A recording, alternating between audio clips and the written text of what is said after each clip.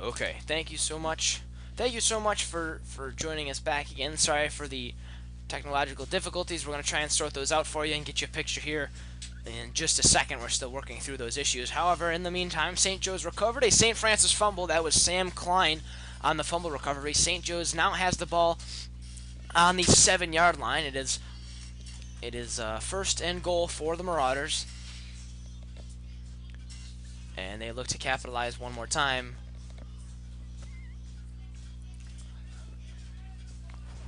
On this offensive drive. 2 turnovers so far today, 2 fumble recoveries. The Sam Klein fumble did not go back for a touchdown. It was marked down at the spot of the recovery, but the St. Francis fumble was returned for a touchdown earlier this game. Micah Brown has 1 touchdown for the Marauders. Looks like, I wonder if maybe he'll resort to that same play again. 6:53 left to go in quarter number 1.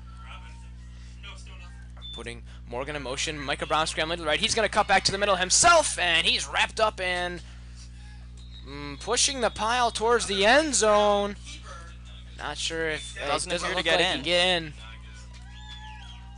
They're going to knock him down at a real close to the goal line, maybe the 1.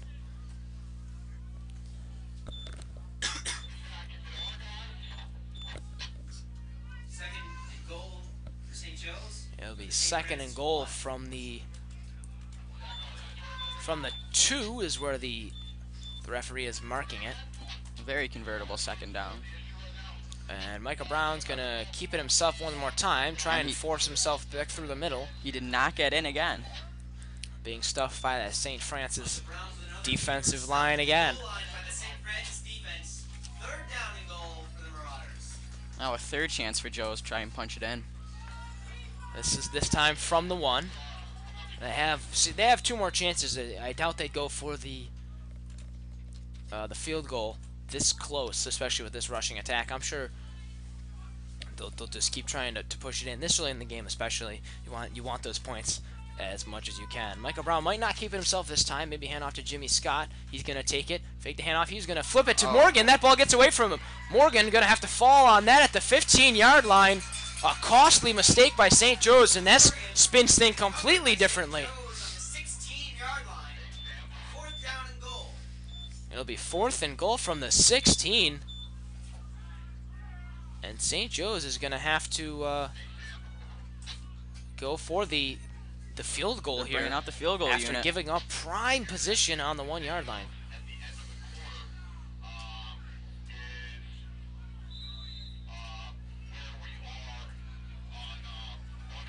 St. Joe's is lucky they recovered that. Could have had another near catastrophe. That could have been a horrible turnover. Sam Murphy's field goal is up, and that's going to go off the right upright.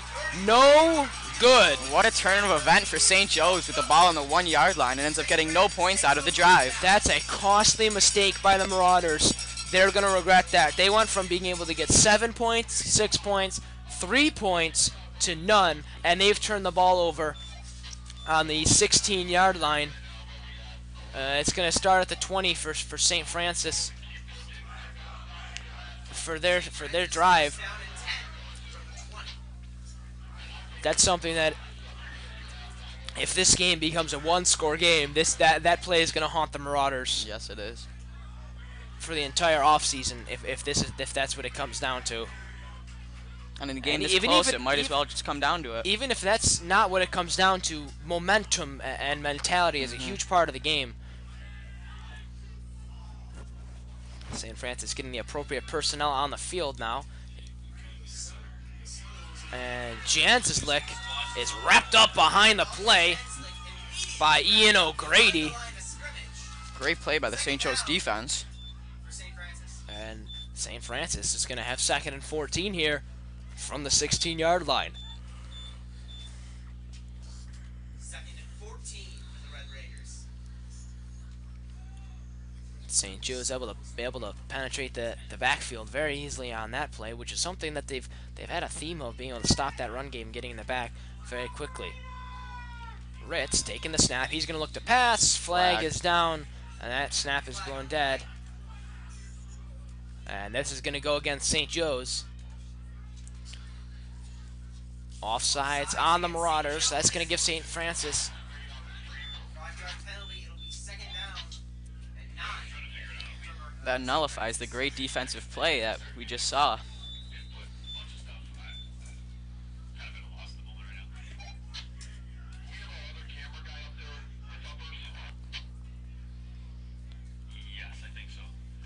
Ritt's going to take the snap, looking to pass this time. That's far to the left. Looking for Thomas. That's just too far for him again. Pass intended for Dominic. That's the second time a near deep ball has been completed. And they have separation. The defensive backs for the Marauders just cannot keep up with them. That's two track and field guys right there, Anthony McCarley and Dominic Thomas. They've run against each other. Anthony McCarley usually prevails on the at track and field. You know, when you're going in a straight line for 100 meters, but on the football field, it looks like Dominic Thomas has the advantage here.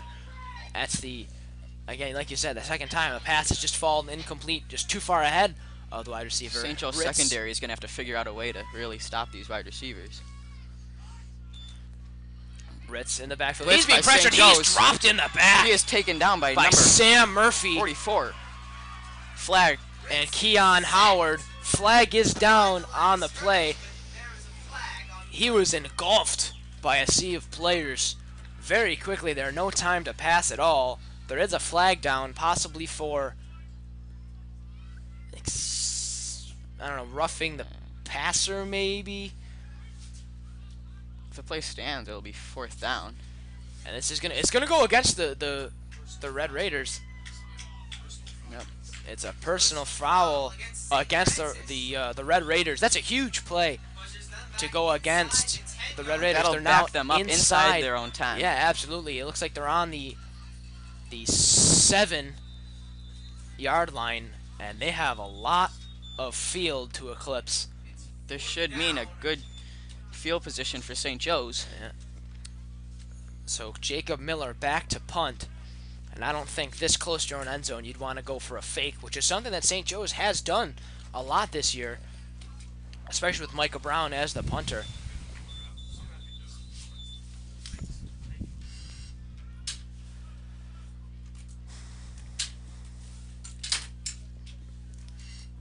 Jake Miller takes a high snap.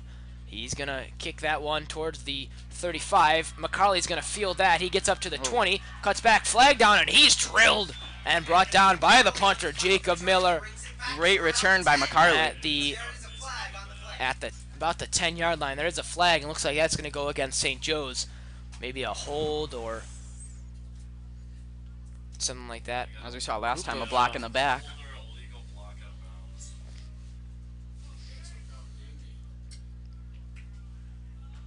Personal foul now going against St. Joe's.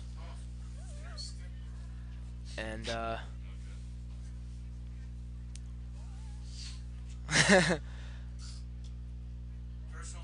that's unfortunate. Our down stick has broken on that play as Anthony McCarley fell on top of it. Hope he's okay. Yeah. McCarley, he's a tough guy. I'm more worried about the down stick. That's a crucial part of. Looks like it looks like it's bent as opposed to being broken. The padding is definitely severed, but the actual metal rod itself is really bent. So they're gonna try and fix that. Getting back to the play is the man operating it. Again, that's another storyline to watch today. Is our down stick gonna last? Man. You could probably just cut it at the bottom there before it gets bent. Heat it up, bend it back maybe. Wish we had video to show you what we're doing here, but And that will be coming to you momentarily.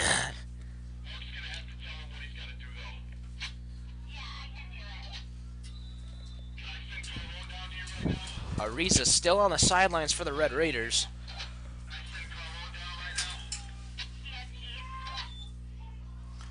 Brown handing that off to Jimmy Scott. Jimmy Scott powering up the left side. He's dragging one with him. He gets a first down and more all the way down to the 20-yard line. A great run by Jimmy, dragging multiple defenders with him.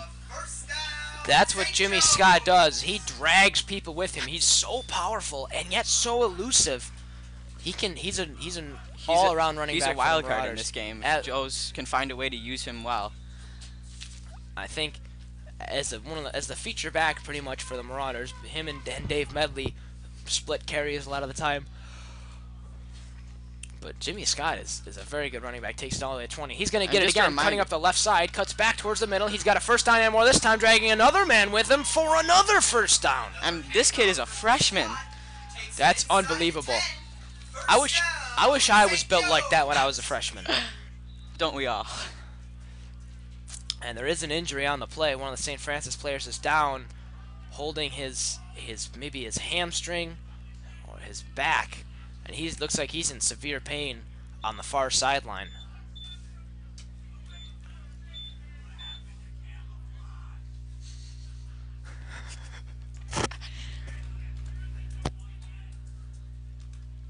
Can't tell. It looks maybe like Antonio Corsi. That's what I was Down going on to the say. far sideline.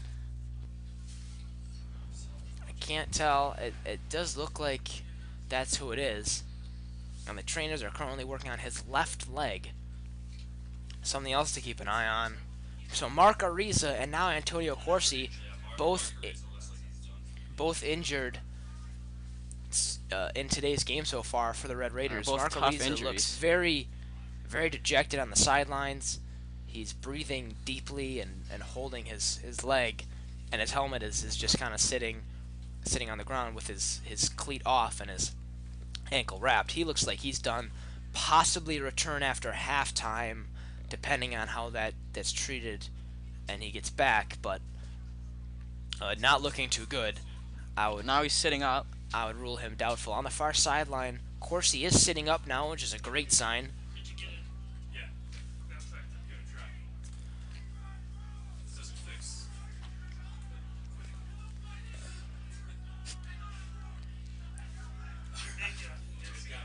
Still trying to help him up are the trainers for Corsi.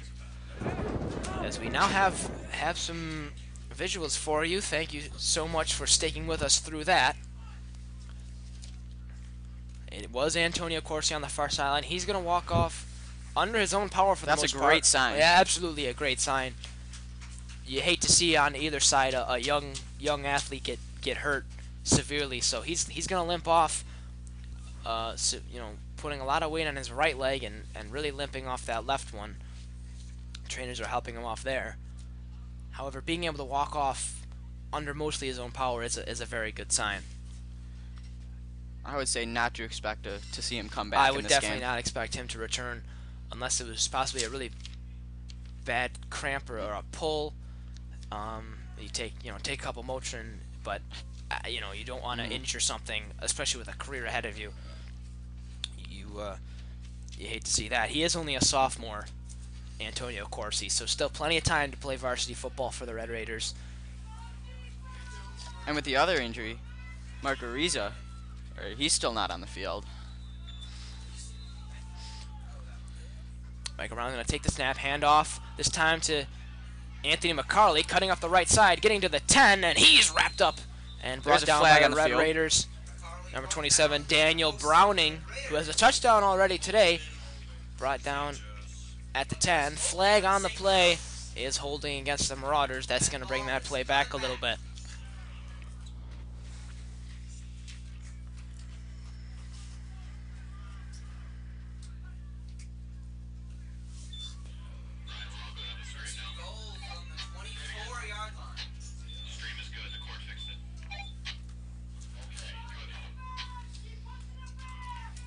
Once again, thank you so much for sticking with us through those technical difficulties. We're glad to bring today's game to you here from the Robert T. Scott Athletic Complex in Kenmore, New York. Sun starting to peek through the clouds a little bit behind us to the west side of the field today. St. Joe's holding penalty going to be bring them back all the way to the 24-yard line. It'll be first and goal from the 24. Hand off to Jimmy Scott up the left. Jimmy Scott cutting through the middle, trying to be brought down from the back, and he will. Jacob Miller grabbed onto his jersey and held on for dear life. Jimmy Scott able to bring him a good couple more yards, but Not a huge gain on that play from the Marauders. It'll be 2nd and goal from the 21. Second down and goal from the 21-yard line for St. Joe's.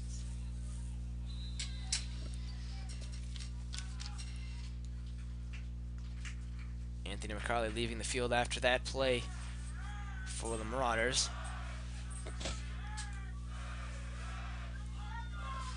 And the Marauders love the split backs formation. Morgan and Jimmy Scott back there pretty much all day today.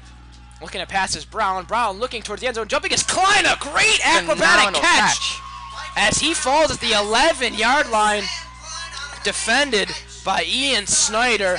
Sam Klein has had a couple great games for the Marauders so far, and that's another one of those athletic catches he is known for making. So with just over a minute left to go in quarter number 1, St. Joe's are at 3rd and goal from the 6, as Jason Walker being taken out of the game now for Anthony McCarley, who's back in for the Marauders. Another scoring threat for them. Michael Clark far to the left for St. Joe's. Jimmy Scott in the slot. Anthony McCarley and Sam Klein lined up as receivers, putting McCarley in motion, handing off to Morgan. Morgan cutting to the right. He's wrapped up, trying to push himself forward. He's brought down at about the 2. As time gonna tick down here, just under 40 seconds left to go, and one of the Marauders will try and punch it in on this end, or they'll wait till. It's going to be interesting to see what St. Joe's does here. This is a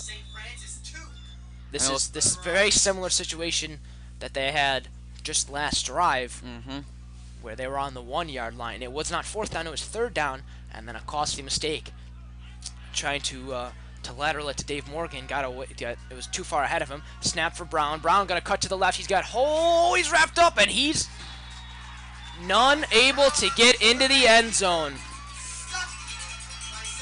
So on the 1-yard line, St. Joe's unable to score.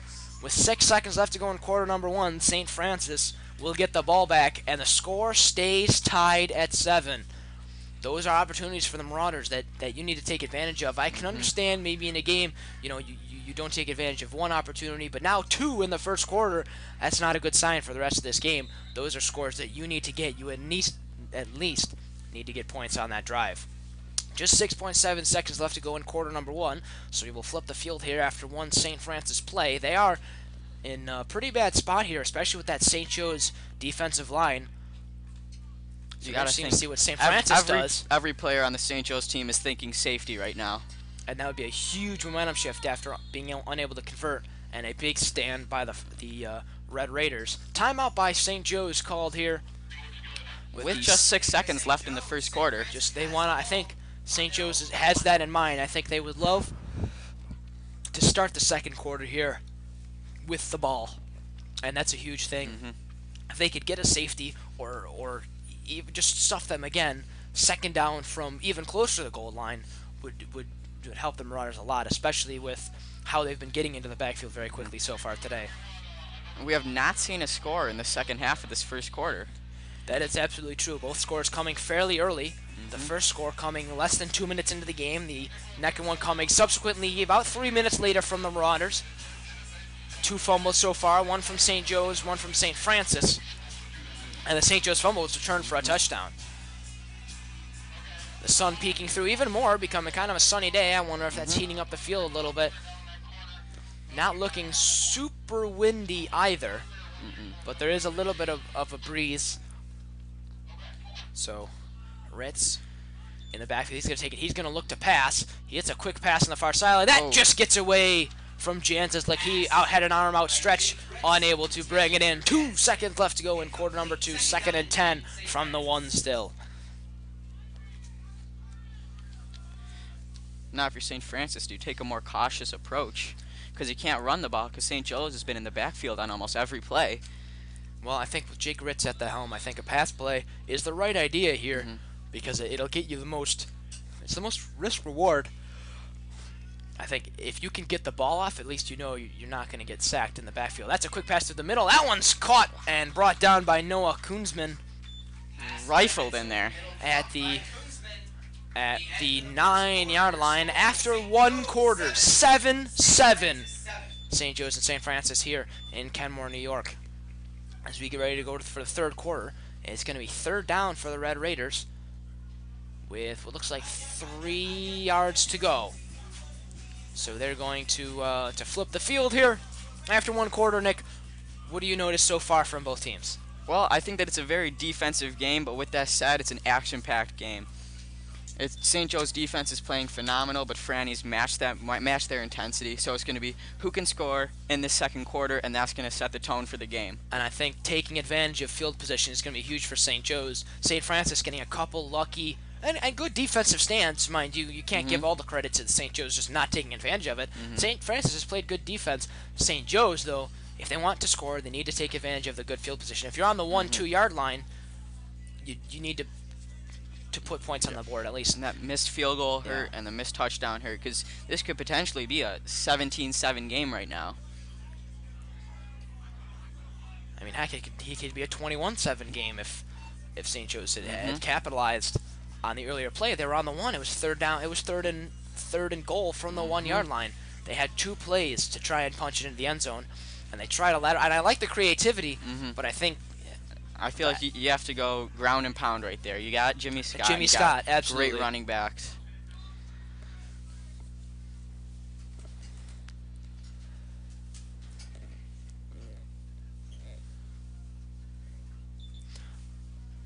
Ritz looking to the left. Jan's lick. Oh, he dropped the pass. Third and 6. Unable to make something happen there. Jan's lick, and that's a costly drop for the Red Raiders. Forcing St. Francis to bring out their punt team. And that wasn't even a defensive stand by the Marauders. That was just a big mistake there by Jan's lick. It was right in his hands. A good pass by Ritz. And McCullough was bearing down on him, but now St. Joe's will have another chance to take advantage of good field position. Hopefully they can put some points up on this drive. That punt is a line drive. That one's towards the sideline, and it's going to bounce out at about the 26. Great field position here for the Marauders. This is something they need to take advantage of. You got to think at least a field goal on this drive.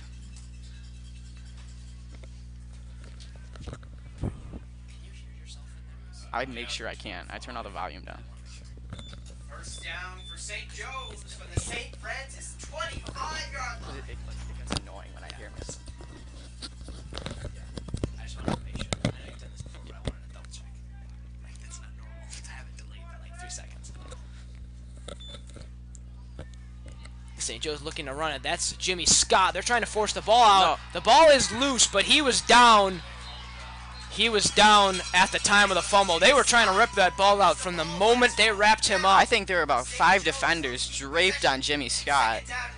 And that's absolutely the right call. You could see very clearly, and this ref made the right call on the sideline. Jimmy Scott was absolutely down by the time that ball fell out.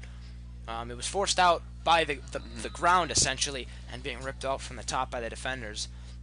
But the ball has been rolling on the ground now four times this game already.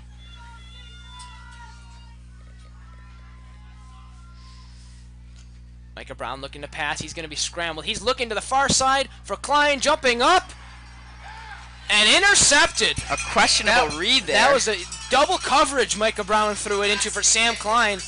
Regardless of how good Sam Klein is, double coverage is not good odds. And Daniel Browning, who had the fumble recovery for a touchdown earlier today, just made a crucial interception, and another lack of discipline and taking advantage of chances by the Marauders. They turn the ball over again, and they're not able to score with great field position in St. Francis's end. Francis still has to go 80 yards down the field. Still under a minute into the second quarter. Antonio Corsi, who was injured last quarter, is up and moving around on the sideline. He does not have his helmet with him, but it looks like he's trying to walk off whatever injury to his left leg he had. Mark Ariza, though, has been sitting on the sideline ever since he's been out of the game. It looks Ritz like takes the snap. He's going to look to pass. Oh, he has to take it himself. He's wrapped up and brought down by Jason Walker. This St. Joe's pass rush Behind the getting line in the of backfield again. I think Ritz, he noticed he didn't have any weapons open, or he didn't make a couple good reads, and he just took too long to get through the middle. That's one advantage Micah Brown has over Ritz. Ritz has a stronger arm and can make more accurate passes, but when it comes to being pressured, Ritz just doesn't have the quickness to escape through the middle, on a hole in the That's something offensive line. St. Joe's know, and they're doing a great job getting to him. Ritz takes the snap. He's going to hand that off. Jones is cutting to the right. Oh, he's got some room wrapped up and brought down by Micah Brown. Only a short gain on that play. It's a great play making Sam Murphy miss. Jason Walker, rather, was able to bring down Ritz for a loss of 2. It's now 3rd and 10 for St. Francis. After another good play from the defense, Jones only able to get 3 yards on that play. Ritz trying to force St. Joe's offsides. Seems to be some poor communication on the St. Francis side. I think they tried the hard count. It did not work that time. Ritz will take the snap, looking to pass in the backfield. He's going to make a short pass there for Jansislik. Unable to be wrapped up by Micah Brown. He's got a first down and more. Jansislik up to the 44-yard line. Finally brought down by Sam Murphy, who's slow to get up on the Marauders' side. St. Francis escaping from another bad situation there for them.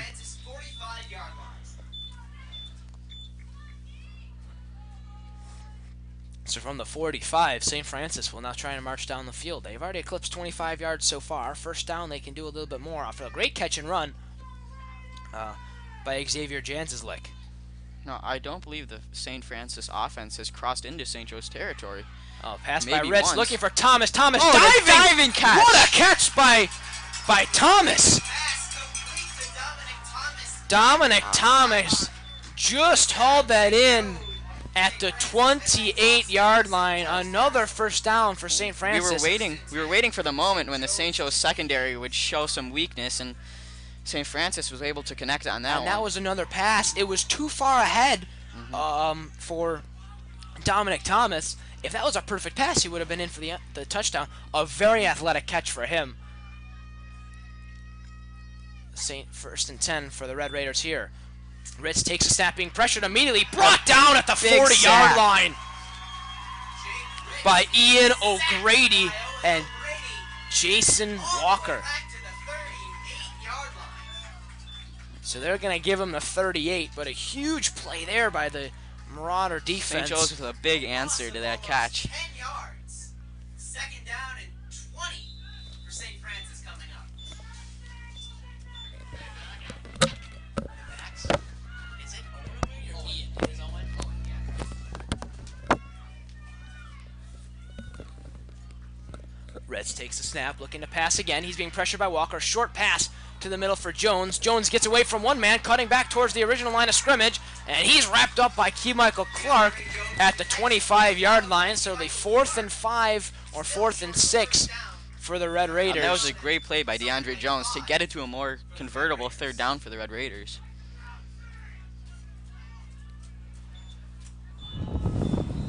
DeAndre Jones gives the Red Raiders a break. St. Francis going to go for it on 4th and 7 here. 3rd and 7, rather. That's my mistake. Ritz going to make the pass. That's a short pass caught by Noah Koonsman, and Koonsman up for the first down. Another missed tackle by the St. and Joe's defense. Vinny LeMayo not able to bring him down. I don't know why I said 4th. I think maybe I need glasses or something. A 3 doesn't even look like a 4.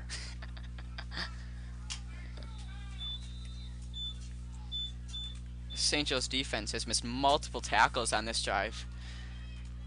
Ritz takes a snap. He's going to hand that off to Jones. Jones up the middle. He's wrapped up immediately not by able to get out of Sam that Murphy.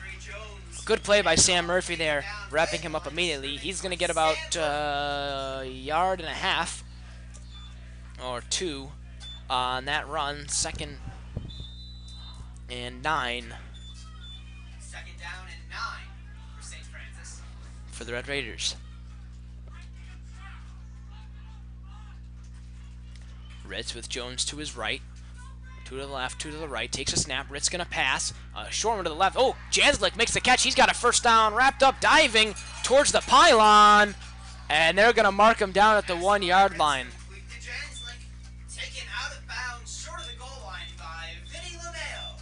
Vinny LeMayo on the tackle there. On the 1 for St. Francis. And this is the first time that they've really had the opportunity to offensively score against the Marauders today.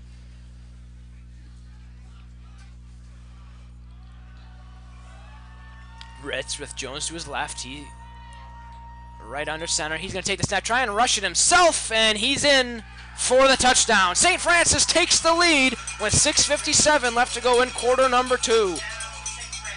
And you got to think that all St. Joe's can think about is those 2 plays from the 2-yard line where they just couldn't punch it in, and how St. Francis does it so easily on that drive.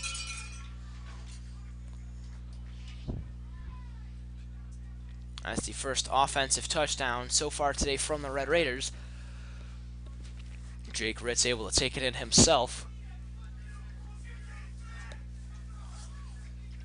So with Mark Aridza injured, it'll be Jacob Miller back for the point after attempt.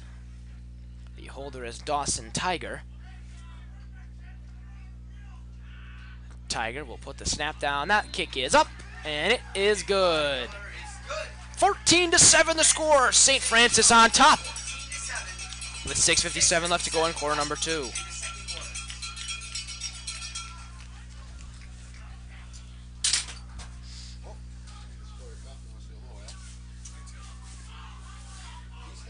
Now St. Joe's isn't looking to score points on this drive. They need to score points on this drive. That's absolutely right. Now it gets to the point where St. Joe's now has to battle back, where they normally wouldn't have to battle back. That's not something that they like to do, especially with the run-heavy offense, not able to pass as successfully as the Red Raiders are. The Red Raiders utilizing that passing attack on that drive so far. Jake Ritz, a great drive, marching them. It was an 80-yard drive. 80-yard for St. Francis. That was set up by the poor discipline from Micah Brown. That's true. They need that proves double coverage, pass and double coverage. Not a great idea. Turnovers remain to be the problem for the St. Joe's offense.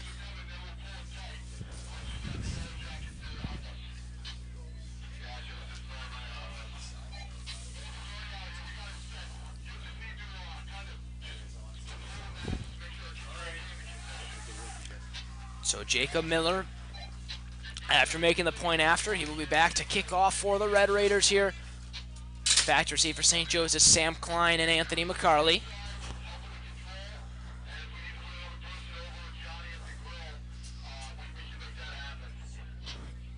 Miller's kick, that's a short one, going to land at the 25. Picked up by Klein. Klein's going to try and rush that forward. He only gets up to about the 28. Picked up by Sam Klein, brought up to about the 29-yard line. First and 10, St. Joe's.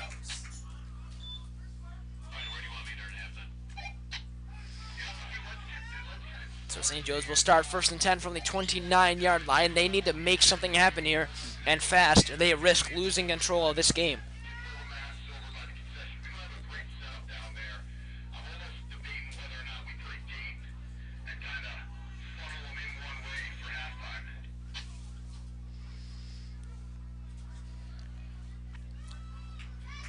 Brown takes a snap. He's going to hand that off to Jimmy Scott. Jimmy Scott cutting up the middle with a good block from McDonald, and Jimmy Scott brought down at the 36-yard line. Down by Dawson Tiger.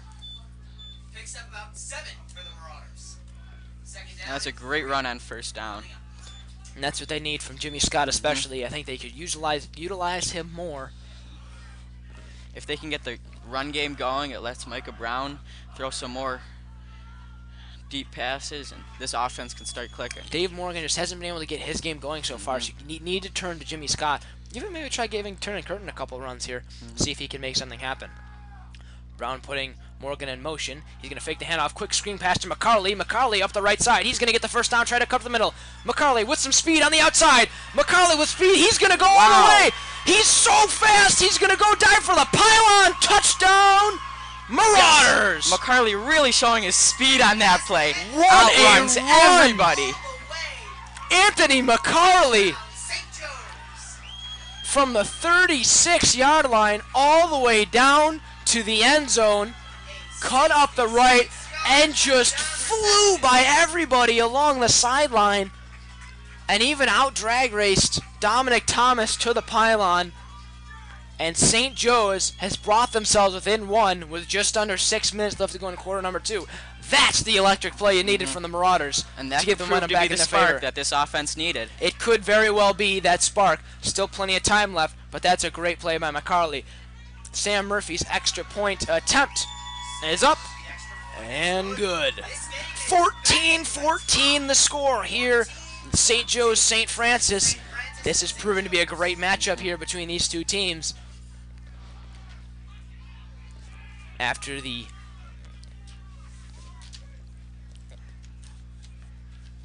the 64-yard run from Anthony McCarley on the screenplay.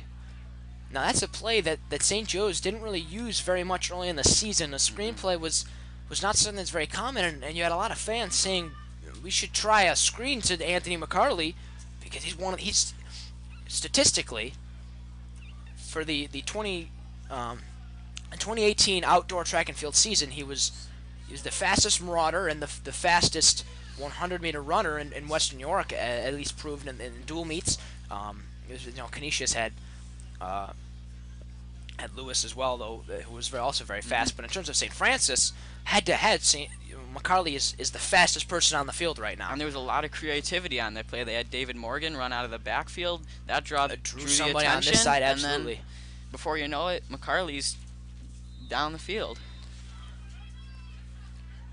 Like I said, Des Nicholas also one of the faster, but he's from Canisius. That's going to be a matchup to watch next week. A lot of fast people on this field. Sam Murphy, high kick, all the way back for Jalen Alexander. Alexander kind of muffed that. He's able to pick it up and run back. Cuts back to the middle. He's wrapped up and brought down by Jason Buzak.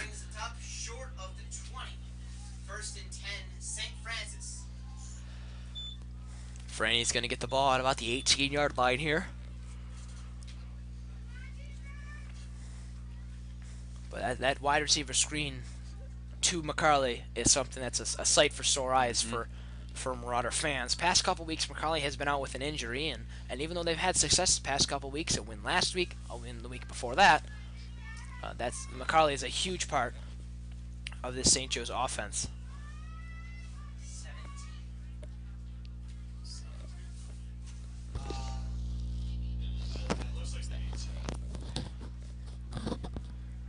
Ritt's going to take the snap. He fakes the the handoff. He's going to pass that. It falls incomplete to Noah Koonsman.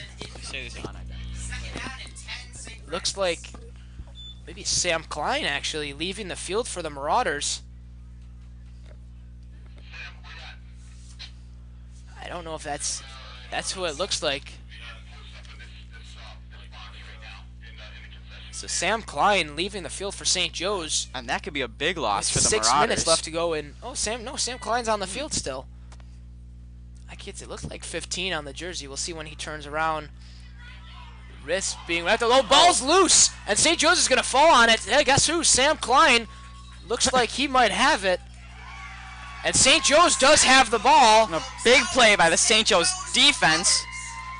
Another huge turnover. 5:39 left to go in the second quarter, and St. Joe's now has the ball back, because we were looking to see who was leaving the field for St. Joe's. Oh, now they give the ball back to St. Francis. By the other referee. 1st and 10. Ball is St. Francis's.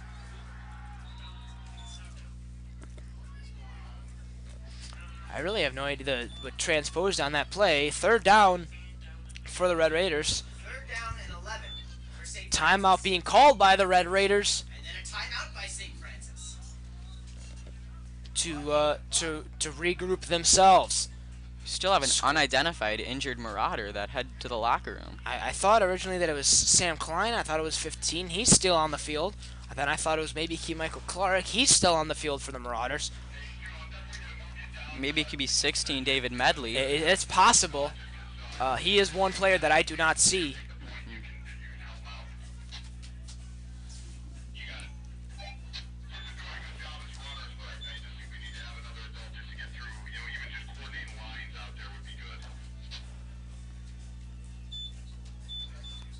Oh, there's Dave Medley on the field right now. I really have no idea who that was that left the game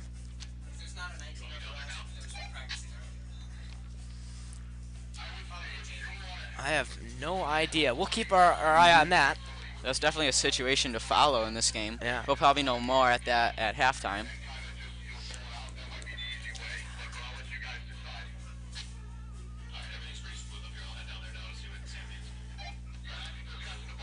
Mark Ariza also not sitting on the sideline bench for the Red Raiders anymore.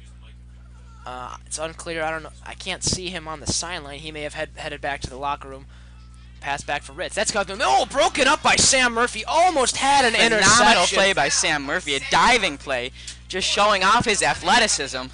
That was very close to an interception. He's mad that he didn't catch it, but I think that's just a great play. Now it is 4th down, and I'm sure it's 4th down. And that was a great play to bring out the punt team for St. Francis, giving McCarley another chance to make a big play for St. Joe's.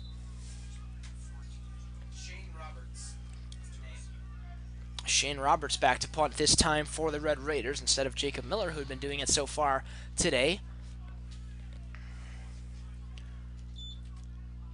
Shane Roberts, he will punt. That's a pretty good punt headed back from McCarley. That's going to bounce at the 50 and roll out of bounds. 44. At about the 44-yard line. Out of bounds at the St. Joe's 45-yard line. First and 10. The St. Joe's is going to get the ball back on their half of the field. Still keeping an eye out for some injured players. Mark Ariza has most likely headed back to the locker room. Same thing with that unidentified Marauder player. What about Antonio Corsi? I haven't been able to keep an eye on him. Still does not have a helmet with him, and it looks like he's going to be donning a jacket momentarily, possibly an end to the game for him, which we had speculated earlier. He is up on his feet, though. He is walking around. That is a good sign. Hand off to Morgan here. Morgan up the middle with some room. Morgan wrapped up by That's number his 55, biggest run of the David game. Hayes. That's a good run by Dave Morgan. We were just talking earlier. He wasn't able to find his rhythm. That's a good run for Dave Morgan. St. Joe's will have the first down, now flipping the field in St. Francis territory from the 42-yard line.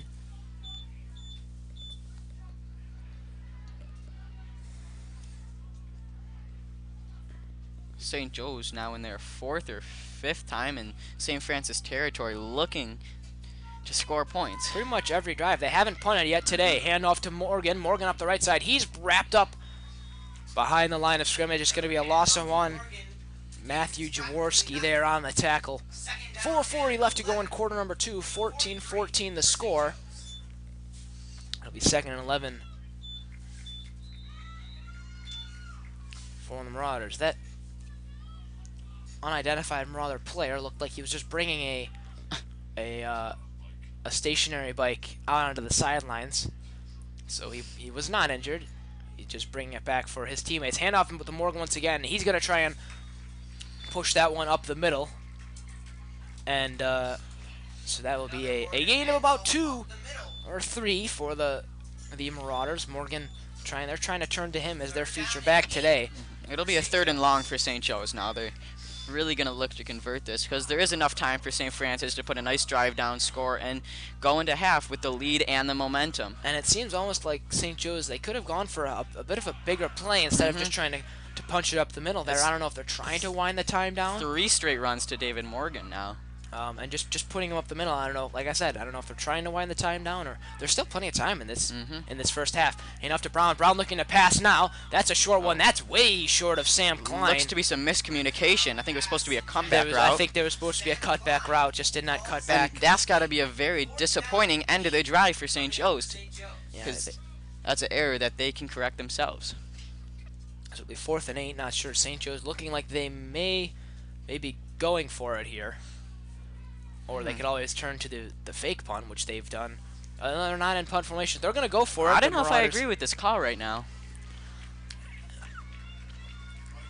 Yeah, I don't know. Micah Brown, he might keep it himself. Brown looking to pass. He's going to give it to It'll be Dave Morgan. incomplete. That pass incomplete, so they're going to turn it over on downs. That's a second bad pass from Micah Brown. He's really not playing his best today, but luckily his teammates are playing pretty well around him. Yeah, so far that's 2 bad passes. I don't know if it was a miscommunication. I'm almost positive there's a miscommunication on the earlier one. he really wants to have those I don't know passes if it back. should have been. I don't know if the route was supposed to be deeper or Sam Klein was supposed to cut back earlier. That second pass, though, he definitely wants back. That just got away from him. And he wasn't. There was no contact made with him. He had a clean pocket for the most part on both those throws. So with 3:25 left to go in quarter number 2, Jake Ritz will try and march the Red Raiders down the field and put themselves on top for the third time today. And these St. Joe's Marauders have to go with the motto, next man up. They have to pick up their quarterback who's not playing well. This defense has to come out and make a play. So a quick pass to Dorian Ivey. He's going to pick up about 2 yards on that play. It'll be 2nd and 8 for the Red Raiders, as Ritz was forced out of the pocket there with some good pressure. 3 minutes now left to go in quarter number 2.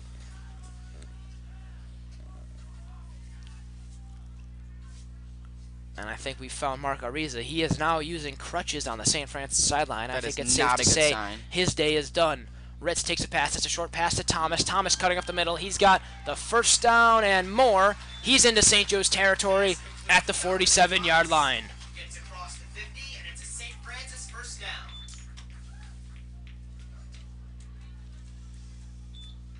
Ariza staying on the sideline, though, not going to the locker room. I think you want to watch your team finish out this half, especially since they have the ball. Maybe going to half with some momentum. That would be cool for him to see. Ritz looking to pass again. That looking to his left. That pass is going to go for Janslick. Janslick being trying to be wrapped. He escapes from Medley. Same thing from Riley Wood. Riley Wood able to get back up and help Vinny LeMayo take him down. This defense has to be frustrated with the amount of broken tackles that St. Francis is getting. Second down, 3 for St. Francis.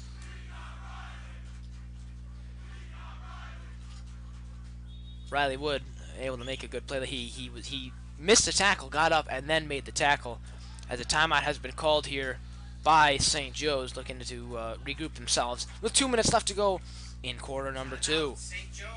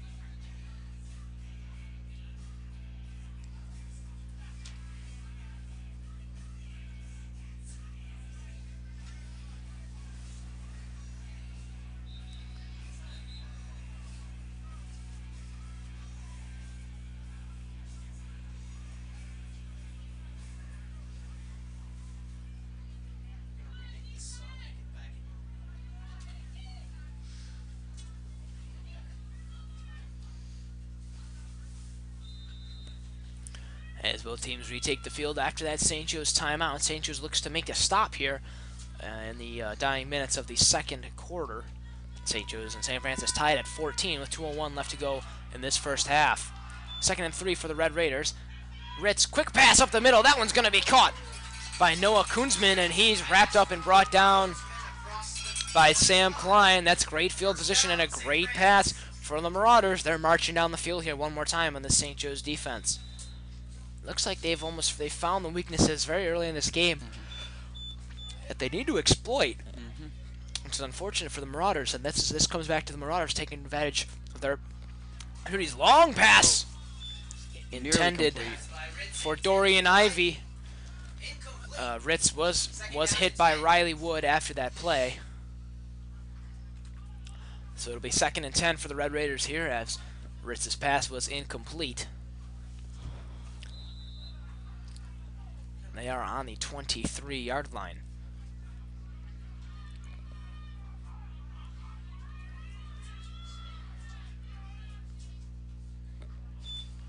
Ritz taking a snap. He's being pressured by... Oh, Murphy missed the tackle there. Short pass to Janslick. Janslick wrapped up and brought down by Michael Clark there.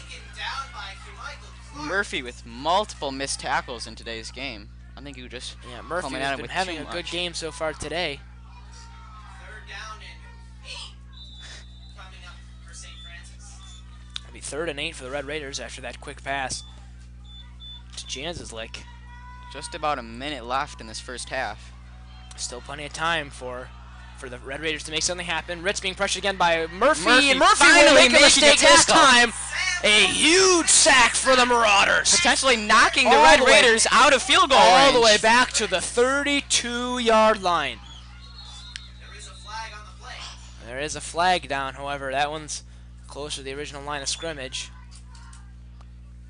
We look for a ruling here, and that could negate the sack. I have a bad feeling this might be. This It'll is be on going the against the St. Joe's Marauders. defense.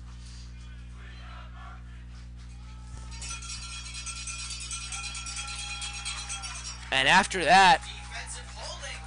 after that huge play by Sam Murphy, defensive holding negates the entire play. You gotta think that just And now a the lapse Red of Raiders focus. There's no need to hold. Are going to get an automatic.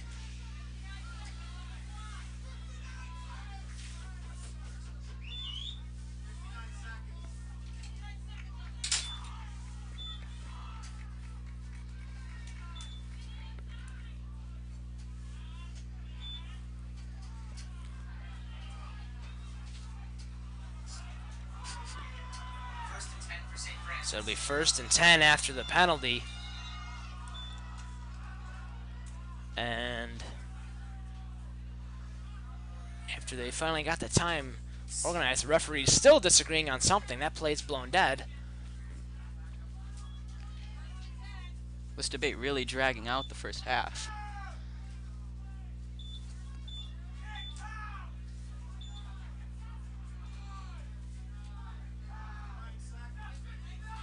Thank you.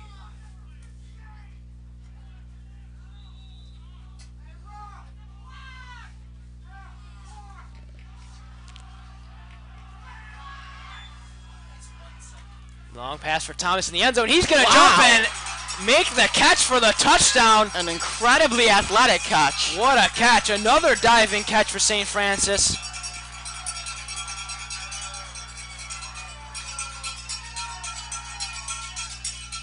"52 seconds enough time for this offense to drive down, or would you go I conservative?" don't think so. I don't think 52 seconds is enough time for St. Joe's to drive down the field. St. Francis Especially- now on top, 20-14. 52 seconds with a Especially run-first offense.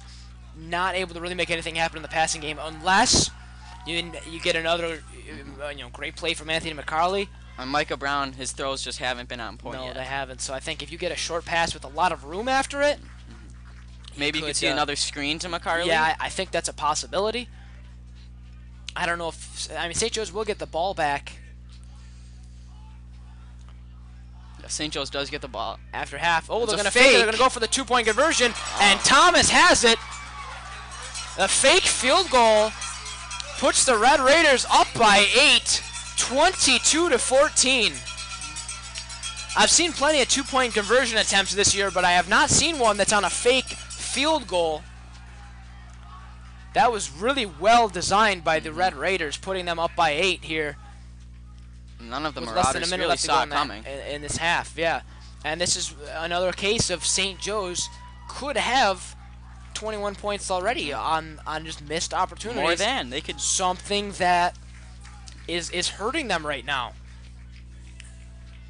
Because St. Francis it looks like St. Francis has things figured out pretty much as we get into this latter end of the first half. And their defense is doing a good job of stopping the Marauders as well. The first time the Marauders had a turnover on downs, a fourth down they could not convert, was this the last drive, and now they go into half. St. Joe's is going to have to change something because they're in not great shape. Well, they have a, was it 10, 15-minute halves? They have. It'll be about a 10, 15? 15 minutes. They have 15 10 minutes after the players. You can the players leave, head to the locker room, and then come back with about 2 minutes left to stretch and warm themselves back So up. they got about about 10 minutes to kind of figure themselves out and create a new game plan. McCarley and Klein back to receive the kickoff from Jacob Miller one more time.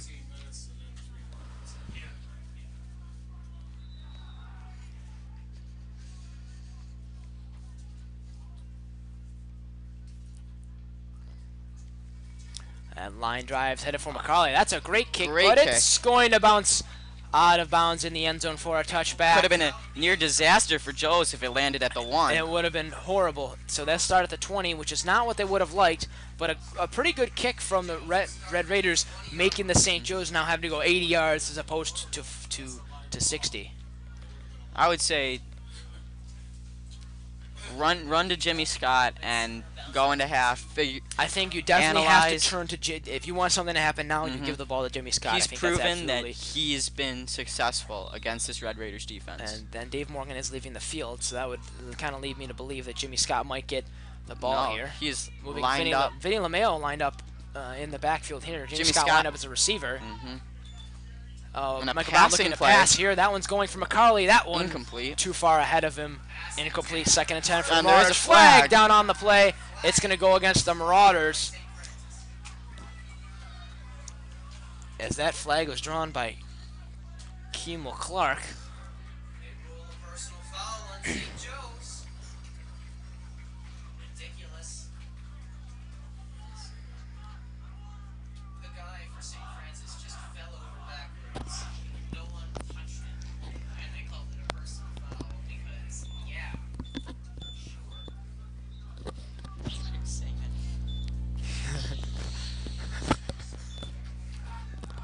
St. Joe's has even more. They have 90 yards to go here. High snap. That's going to be a handoff to McCarley. McCarley, he's going to be, he escapes one man. Cutting back. Making He's got some room now on the multiple men far miss. side. McCarley with speed, and he's brought down at the 13-yard line McCarley by did Jaron Alexander. He went back and forth laterally across the field. Only picked up a couple yards on that play. So as time's going to wind down here in this half, St. Joe's maybe time for one more play, 2 more plays. Looks like it's going to be about less than 20 seconds left to go in this half. Doesn't look like the Marauders are too eager to make something happen here. I think they're just going to kind of try this one play and then go to halftime and try and regroup here.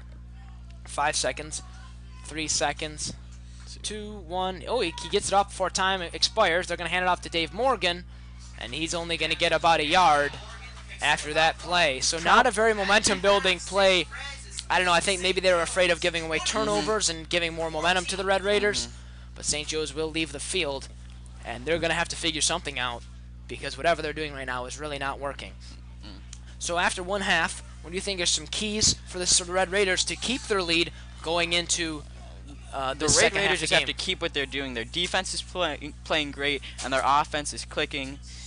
Everything's working for them. Everything they're trying is working. So I don't think they have to make a lot of changes at half. And I think for the Marauders, it's pretty obvious they just need to take advantage of opportunities, and turnovers need to really stop so far.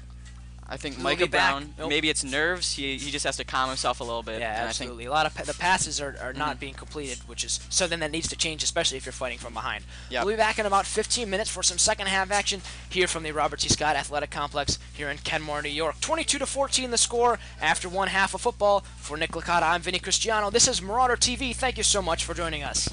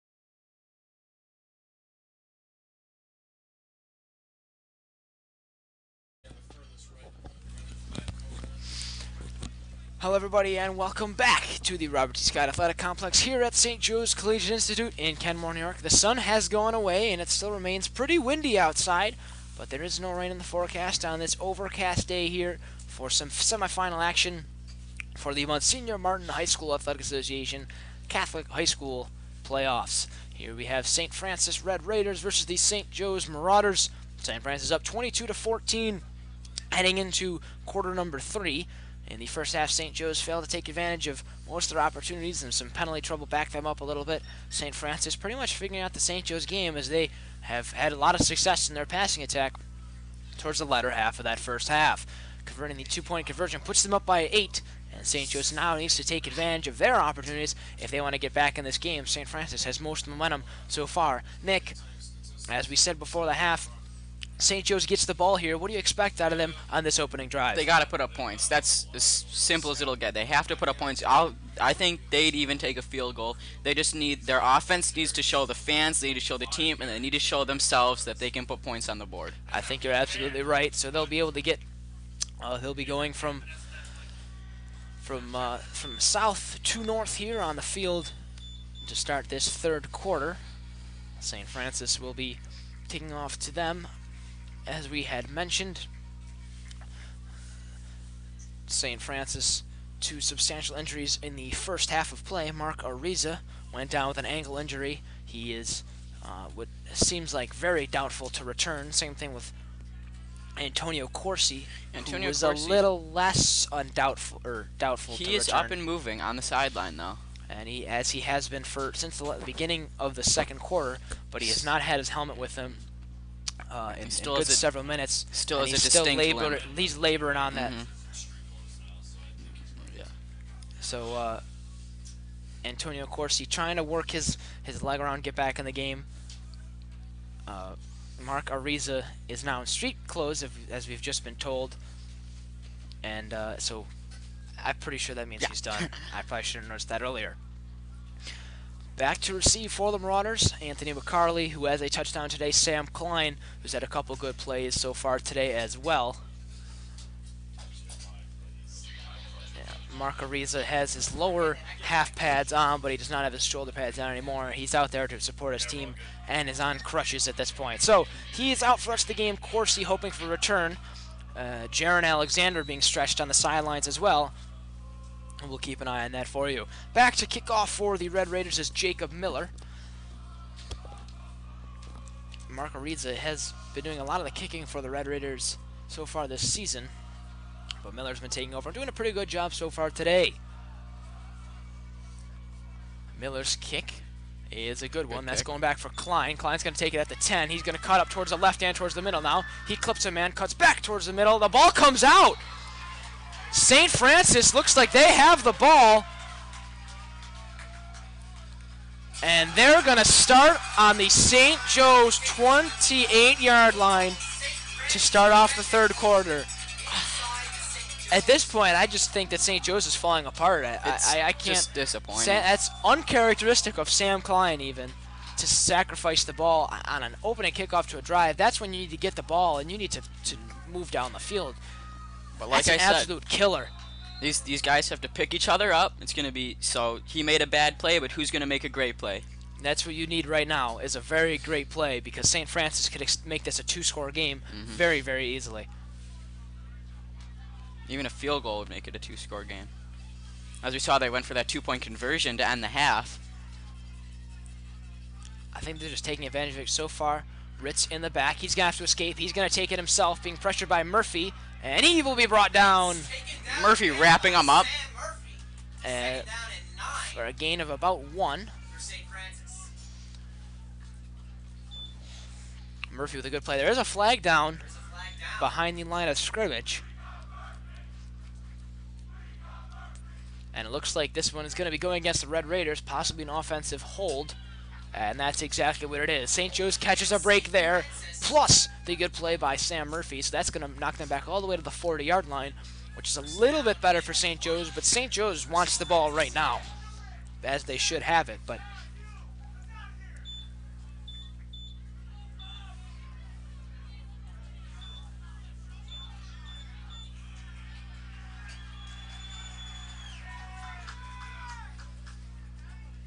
Ritt's going to take the snap. He's being pressured. He's going to have to dump that off quickly towards the line. And wrapped up and forced back. Marked down at the 41-yard line. Catching that pass was Dawson Tiger. But for a loss of yardage. Second down and 22 for St. Francis. St. Joe's defense starting the half playing very well. And that's what they need, absolutely.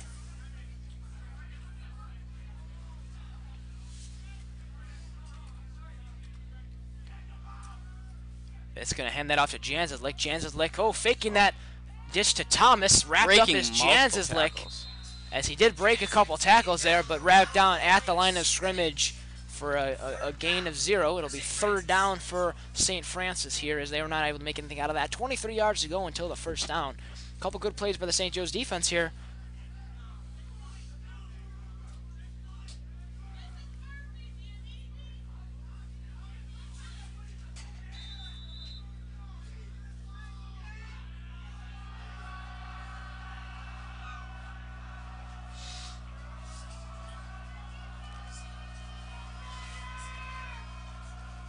He's going to take the snap. That's a far pass looking for Thomas again. And Thomas is going to not be able to catch that. St. Francis looking for pass interference on that play. Anthony McCarley with good defense. I didn't see a lot of pass interference. He just had a hand on him. I don't know if I couldn't see if he was grabbing the jersey maybe, but it was, if anything, it was going both ways. But McCarley did have a hand on him, and there was not a whole lot of separation. So I don't really think there was pass interference. So I think the right call by the referee overall. Fourth and 23. St. Joe's could potentially get the ball right back where it was supposed to be. They sure hope so. They did lose some valuable time. Not a whole lot, but still, time is valuable. Back to punt will be Shane Roberts. Roberts takes the high snap. He's going to nearly almost blocked by McDonald. That's a high one looking for McCarley. He's going to, and it went off of him, and he's going to field it at the line. McCarley's going to be marked down at the 1. Another tough break for the Marauders. McCarley just got I don't know if he just got too confident catching that ball. The Marauders' special teams has not been what they want it to be to this point in the game. They're now on the 1-yard line, and they're in a really bad spot here. That was a good punt, first of all. Perfectly placed. Was that a different punter than we've been seeing? He did have a play earlier so far today, but it was Jacob Miller with most of the duties. But then that was Shane Roberts did have a punt in the first half as well. St. Joe's needs to get out of... Jimmy Scott. He's going to bulldoze down for... Ball forward over... to about the 8-yard line. So a good play by Jimmy Scott, taking advantage of what he's given. Valuable asset to this Marauder team, as just under 9:30 left to go in quarter number 3. St. Joe's needs to march down the entire length of the field if they want to put a touchdown in on this play.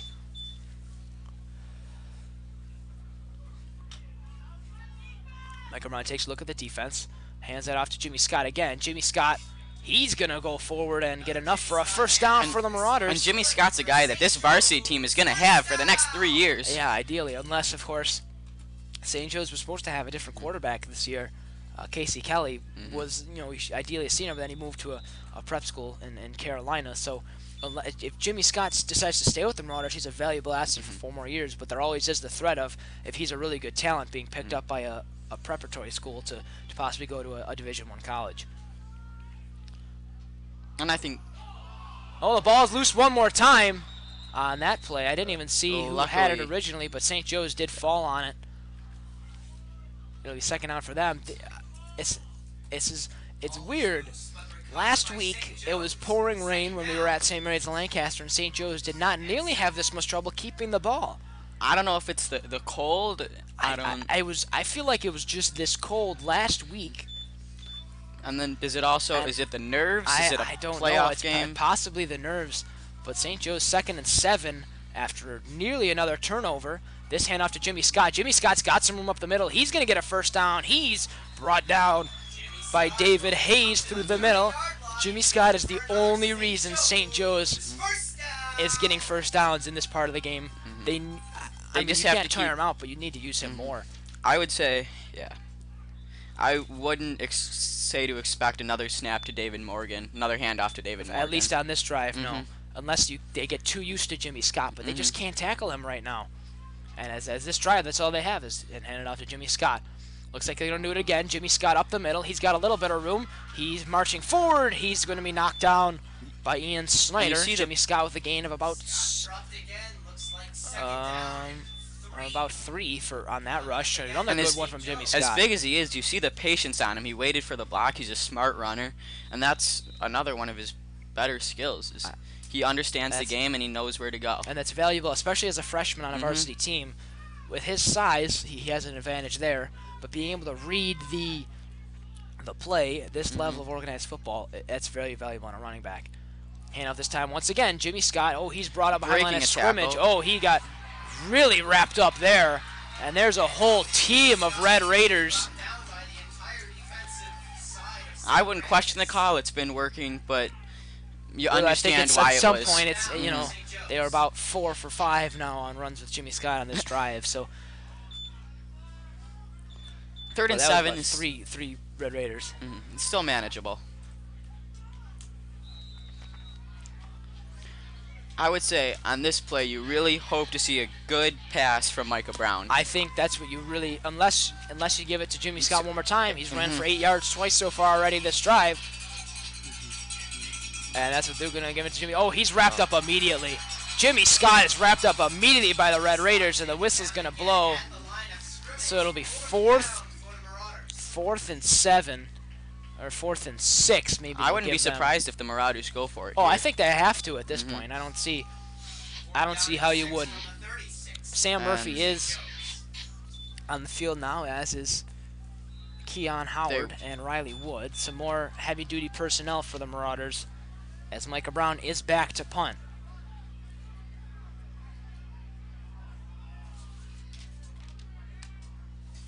Number 10, Dominique Thomas, the return man, and he's been all over the field for St. He has Francis been all over today. the field for St. Francis.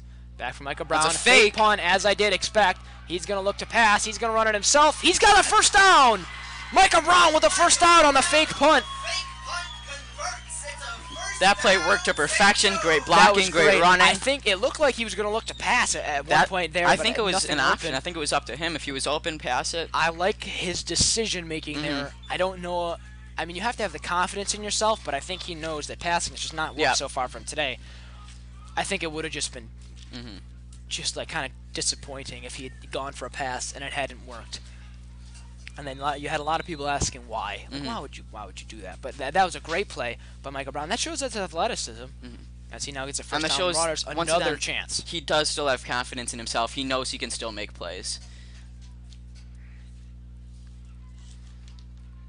An equipment malfunction happening on the sideline for the Marauders, and they're going to have to burn a timeout to deal with that. 22-14 the score with 5:20 left to go in quarter number 3. St. Francis on top of the Marauders. 1st and 10 for St. Joe's in just a couple moments.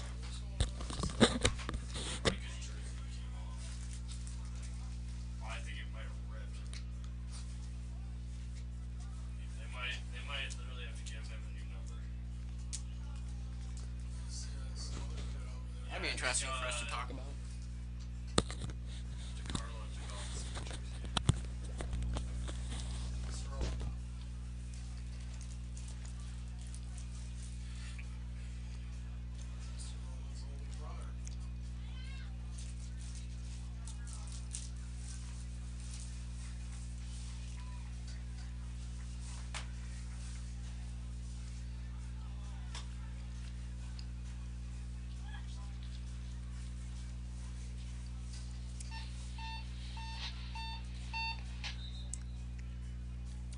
As time on this timeout ends, the Marauders will retake the field. It appears as though Micah Brown's jersey ripped, so looks like they're going to be giving him his number 11. So Micah Brown will be wearing number 11, not to get him confused with another player. He will take the snap. He's going to hand that off to Dave Morgan this time. Dave Morgan with some room over the middle. Oh, he almost lost the ball again. but he's able to keep it, and it looks like he might have enough room for a first down. And off to David. David That Morgan was dangerous. He's been pretty boomer bust to this point in the game. He's been getting great first down runs, but he also has that big risk of a fumble. St. Joe's. That was it's a problem so far today. First down, St. Joe's. Great play by David Morgan. I saw the ball come loose a little bit there. It's a good thing he held on to that. Another turnover at this point for the Marauders, I think, would just That would have been devastate. catastrophic for St. Joe's.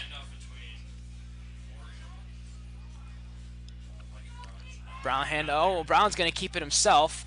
Brown, he's being wrapped up and pressured, sacked behind the line of scrimmage. They may give him forward progress on that, but They're they about really have a good eye on this read option for the. And I think another problem is there are about 6 St. Joe's players just standing there because they didn't have someone to block. These packages that St. Francis are giving them, they're just getting by these St. Joe's defenders, and they have no solution for it I yet. would say they need to start turning to passing, but I don't know how they could honestly do that because they just haven't had it work It's so a far luxury today. that they just can't have. Brown hands off to Jimmy Scott. Jimmy Scott looking to get to the outside. He escapes one tackle, He is escapes an another. animal. He's on the left side, brought down, takes 4 players. The he ball was comes down. out after he's already down, but he's holding his head as if he's in pain. That's not good news by any means. On the handoff, picks up about 5. Jimmy Scott is still not moving on the ground. He's holding his heads are over his cage. Maybe He's a now moved concussion. A little bit. Yeah, possibly a head injury. And the trainers are going to rush out to the field. Micah Brown also there as well to check on his running back.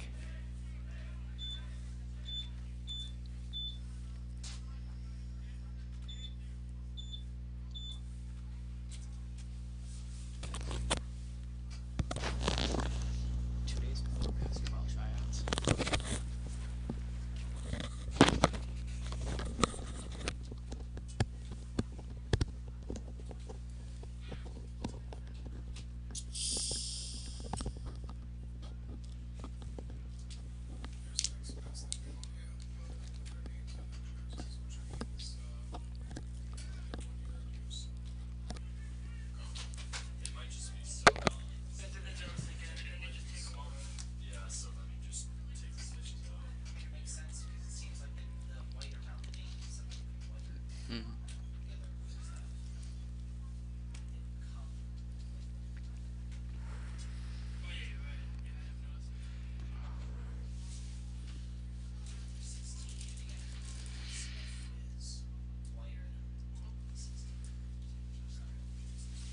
Looks like Jimmy Scott is checking his extremities here. They're having him wiggle his fingers and move his elbows around, wiggling his toes. I do think it is a head Definitely injury. a knee, or not a knee injury, a neck possibly, or a head injury, which And is that's not a scary good by any injury. means.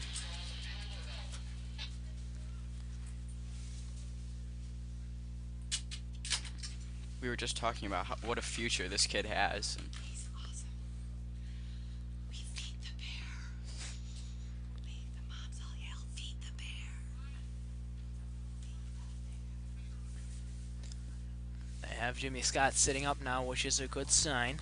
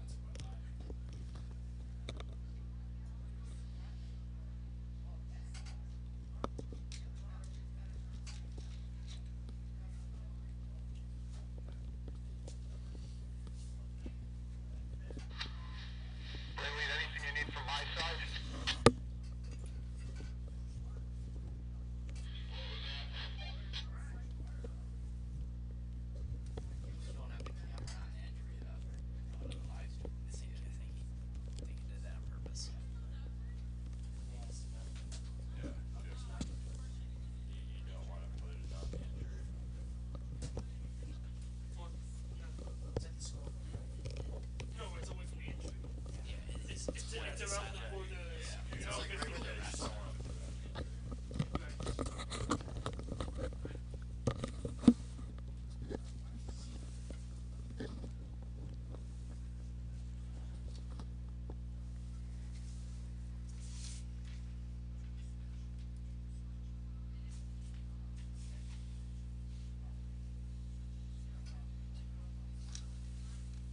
Brown is still out there, but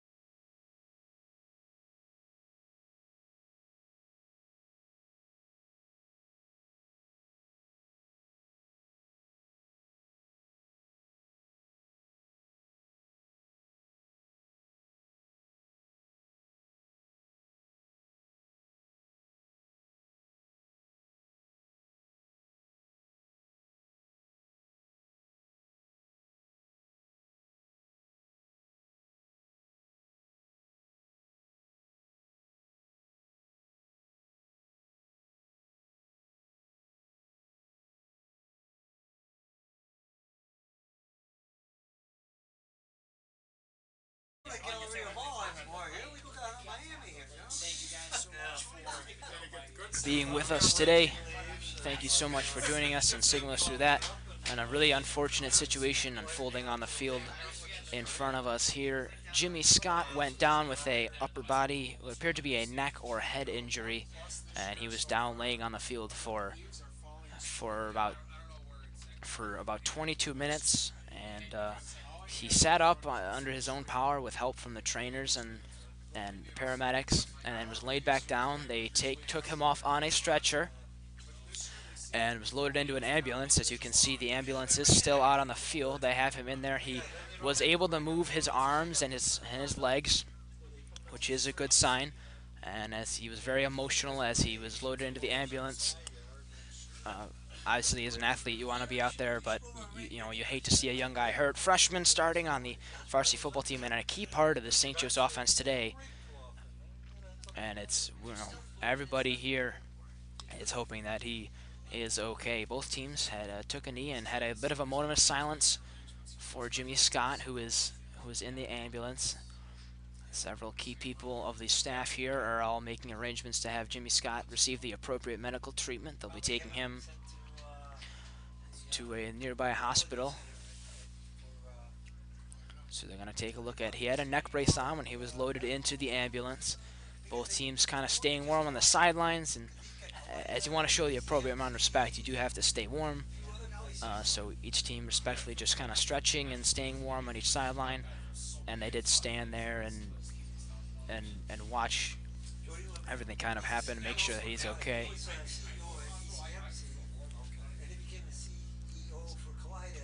So Micah Brown was with Jimmy Scott the entire time that he was there. His mother was also on the field, and it appeared that he was in okay shape. Of course, we don't have any more updates for you at this time, but we can say that he was moving his arms and legs and was loaded into the ambulance conscious, although emotional. And now as the ambulance will head away and drive off the field, they will hope to help him out. Hopefully, if we get an update, we will give it to you. Other than that, just keep him in your thoughts and prayers for this next week or so. A very talented freshman. You hate to see anybody get hurt like that. So we will make sure to hope for the best for him.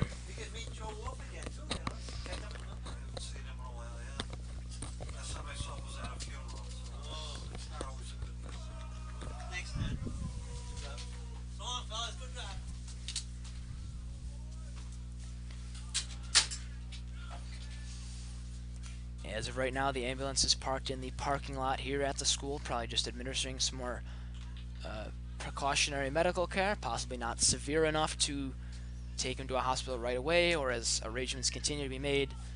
But again, our thoughts and prayers are with Jimmy Scott and his family, making sure that he's okay. Like I said, he was conscious and he was able to move extremities as he was loaded into that ambulance.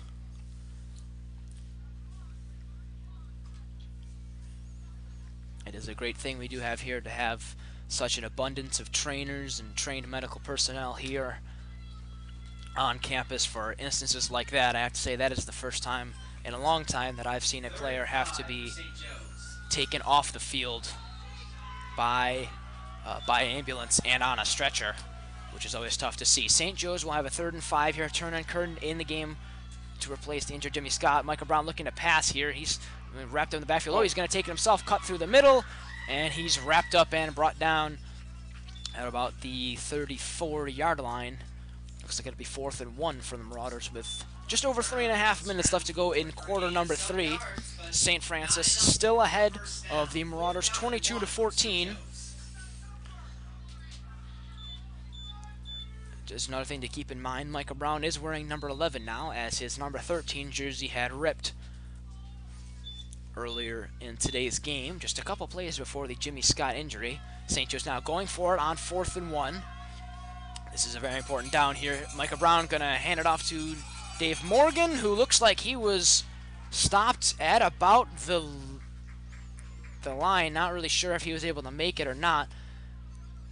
St. Joe's pointing in the right direction. Looks like they're going to be possibly bringing the chains out here. At least I think they would. Micah Brown taking a look at it. He doesn't. Neither team looks too confident. So there here come the chains. Looks like he may have it here.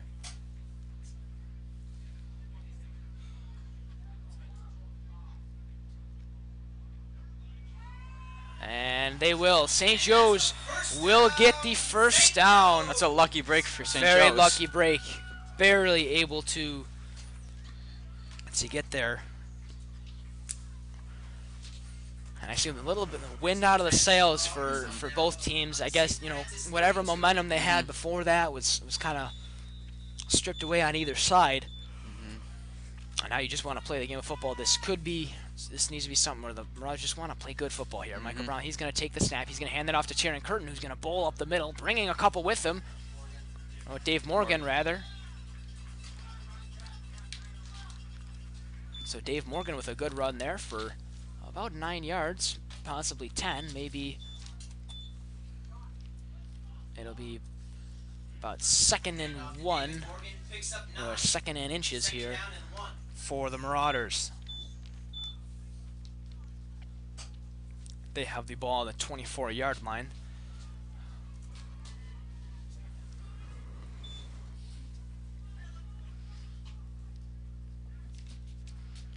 Brown going to take the handoff. He's going to keep himself. He's going to look to pass to Klein. Klein in the back of the end zone, jumping up, caught. Did he get the feet Touchdown! in? Yes, he did. St. Joe's is able to punch one into the end zone. There are no flags on the play, and St. Phenomenal Joe's catch. is back in this game. Sam Klein with another phenomenal catch. One of the most athletic people on this team. Now St. Joe's bears the question, do they go for the point after, or they go for 2 and tie I it would up? say you have to go for 2. They haven't had a lot of success on the offensive side. Yeah, they will go for 2. Yeah, I think that's when you have the chance, take the I think points so. they need.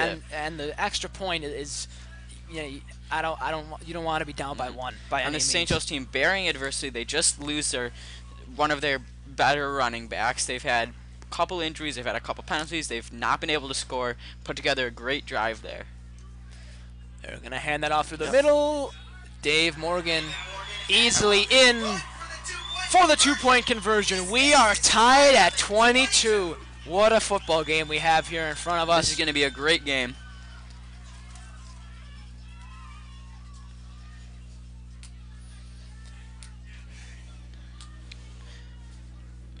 You got to think, like you said, the momentum reset, and now it's back in St. Joe's hands. You sure hope so. And again, this is another instance of now they want to play good defense.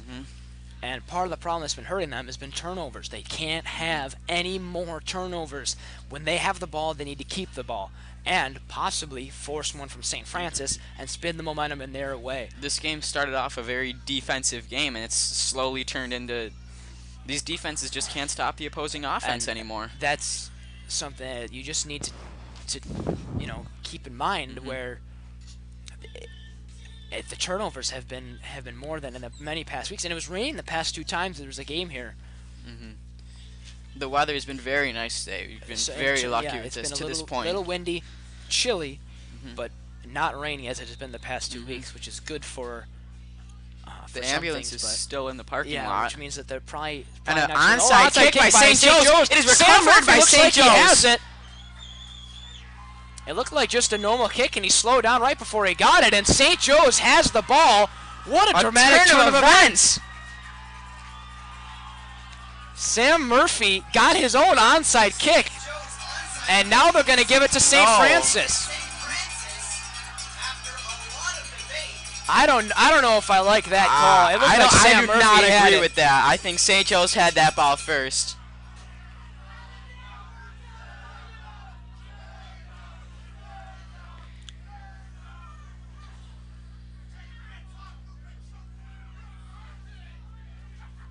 I think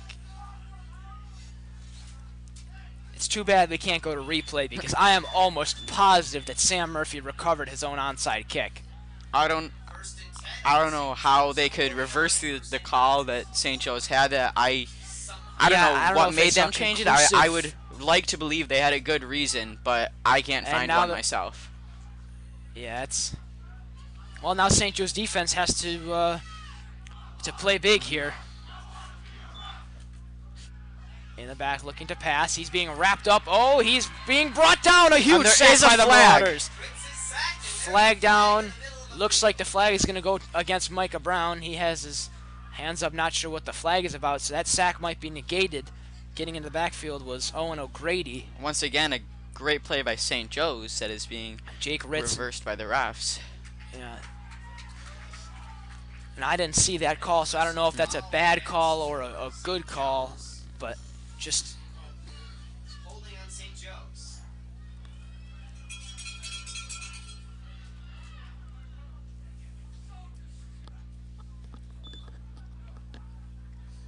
So St. Francis will have the ball from the St. Joe's 40-yard line instead of having the ball at their own, like, 45 after Ritz was sacked. St. Joe's now has to play some good defense here as it'll be a 1st and 10 for the Red Raiders. Ritz puts Janslick in motion. Janslick cuts up the middle. He's got some room, and he's brought down by Micah Brown in the middle. Down at the 35-yard line. 2nd down and 5, St. Francis.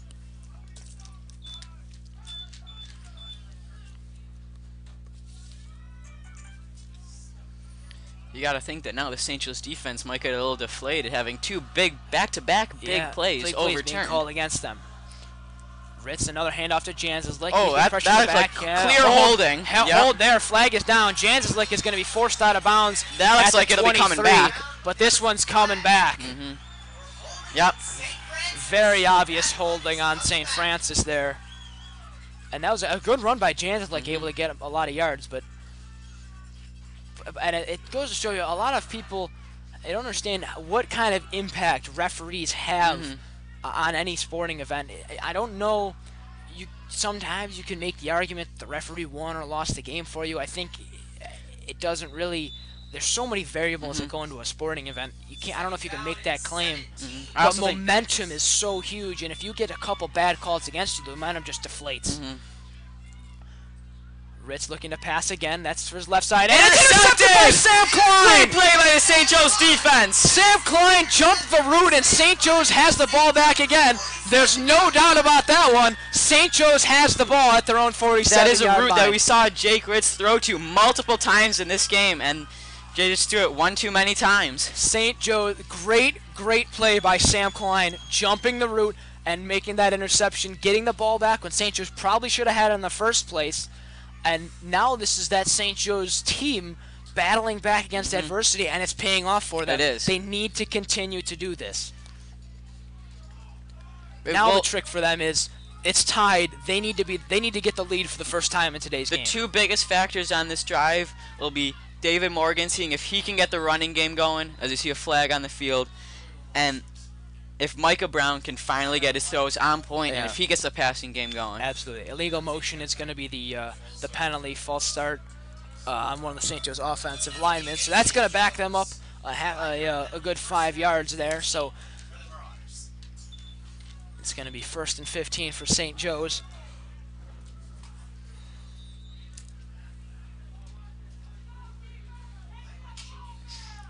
St. Joe's needs to no turnovers here. That has to be the rule for St. Joe's. Even if they don't score, they cannot turn it over. And that comes down to Micah Off Brown. This time to Dave Morgan. Dave Morgan Dave Morgan cutting with up a to the big middle. run. He's got a pretty good run, getting up for about 10 yards.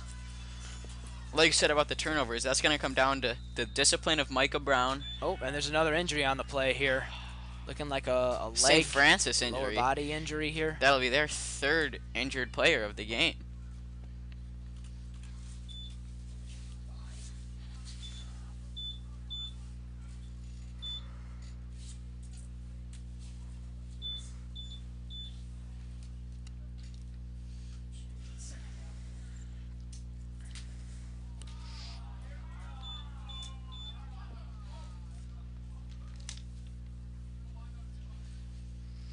So up and walking off on their own power is Dawson Tiger. Looks He's like- holding his lower back. Looks, yeah.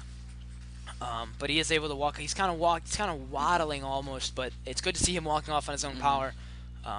Maybe he'll be back later this game. You hate to see this many injuries in a game of this magnitude, especially with the winner of going on to play at UB. Yeah, next week against Canisius. Yeah, absolutely.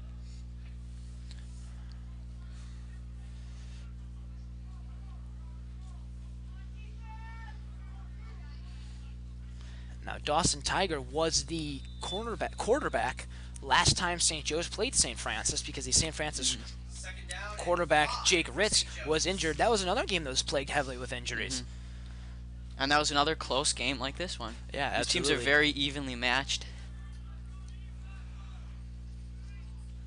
With about 30 seconds left to go in quarter number 3, Brown's going to take the snap. He's going to hand that off to Dave Morgan again. Dave Morgan up the middle. He's going to lean forward. Not sure if it's enough for a first down, but it is definitely very close. It is. St. Joe's will get the first down with just about 20 seconds left to go in quarter number 3. Dave Morgan, a good run by him. Just continue playing football at this point. I don't want to say that he's doing good, doing bad. Just play football. I hate, I'm very superstitious. I don't like jinxing it, which I know I've done a couple times so far today. 5 seconds left to go in quarter number 3. St. Joe's will get the snap off. They're going to hand that off to Tieran Curtin this time. Tieran Curtin with a little bit of room. He's going to try and push himself forward. He's wrapped up, and time will expire on the quarter as the ball pops loose. But Tieran Curtin was down. Forward progress was stopped. A very excited St. Joe's team. And this is going to be a great fourth quarter.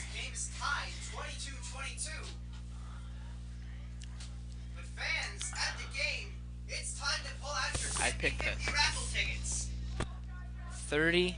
36 minutes of regulation. $40, and you can pick it up over at the snack bar.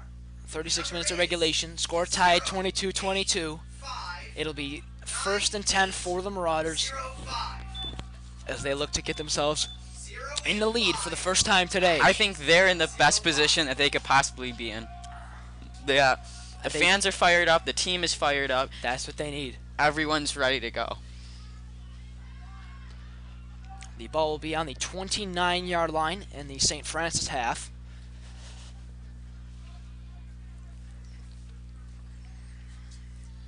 $12 minutes left to play. I think St. Joe's, at this point, they just need to start playing. They just need to play football. I don't know if they maybe overthought things a little too much in that first half. Handoffs were being botched. They just couldn't get the connection right. David Morgan, he's back on track.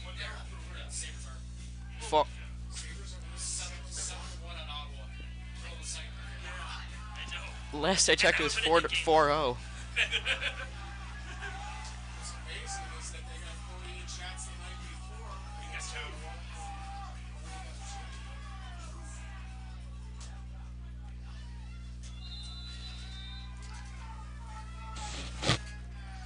St. Joe's 1st and 10 from the 29 at the start of the fourth quarter here.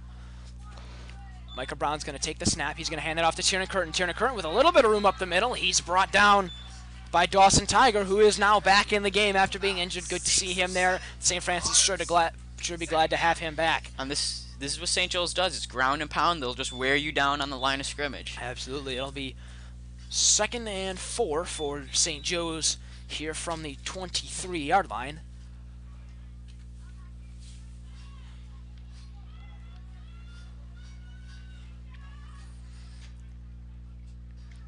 Micah Brown handoff to Dave Morgan. Dave Morgan with some room. Dave Morgan always wrapped up around the legs. Just couldn't get. He had a hole. If he would have just got. If he could have broke that, he would have had a touchdown there. It does not matter. That is a St. Joe's first down. A very valuable one at that.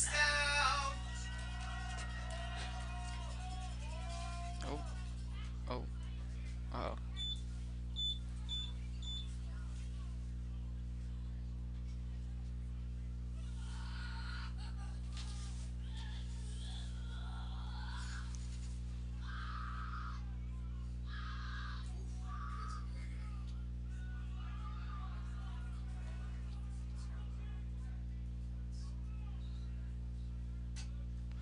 Snap. Micah Brown looking. Oh, he's being pressured in the back. Oh, he's going to take it himself. Micah Brown makes he's something got out of some nothing. Room. Looking for the pylon. It'll be touchdown. a St. Joe's touchdown. Scrambles, takes it himself. flag. There is a flag down on the play after, and the flag came after the play had happened.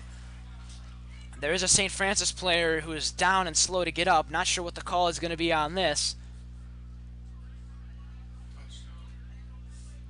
It's a dead ball foul against St. Joe's. Touchdown, State. So The touchdown will stand. The touchdown will stand. St. Joe's first lead of the game, He is on St. Joe's. which is huge. You gotta think this first lead to the game should have come in the first quarter, Yeah, but absolutely. they still The penalty is they going have to be it now. assessed on the kickoff. St. Joe's will have the lead here. Kickoff. St. Joe's takes the lead. So St. Joe's now looking. We saw they ran a fake last time. Yep. Yes. So now St. Joe's looks like they're going to go for the extra point. And it will be. And Sam Murphy's extra point is good. 29-22. St. Joe's up for Multiple the first flags, time, multiple and flags. multiple flags being thrown on this play. 10:42 left to go in quarter number 4. Another flag. Three thrown. flags now on the field with a St. Francis player hurt, with a St. Francis player in agony, a lot of pain.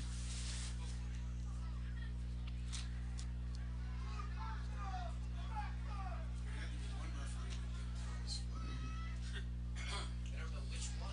That is Jacob Miller. Looks like a groin injury.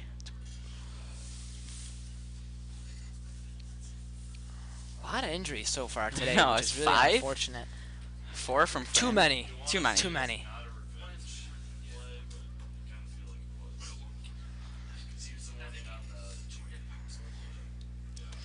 So now it looks like there might be some personal fouls assessed here. Lots of flags down. Do due we to the know call. if Jimmy's still in the ambulance over there?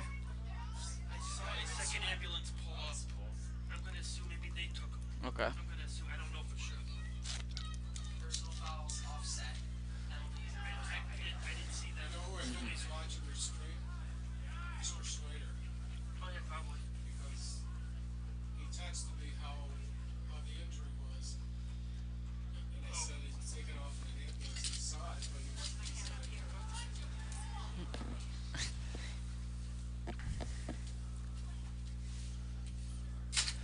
So now St. Joe's has the lead with 10:42 left to go in quarter number 4, offsetting personal fouls against each team. There is a penalty already being assessed on the kickoff. There may be another one here as the referees converse with the coaches.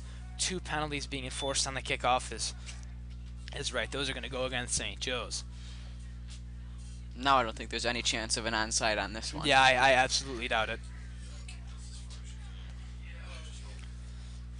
Some of that penalty has to be on St. Francis. There was one. One offset. One personal I think. Then there was a. I think what ended up. So I think there was the personal foul beforehand on the touchdown play. Mhm.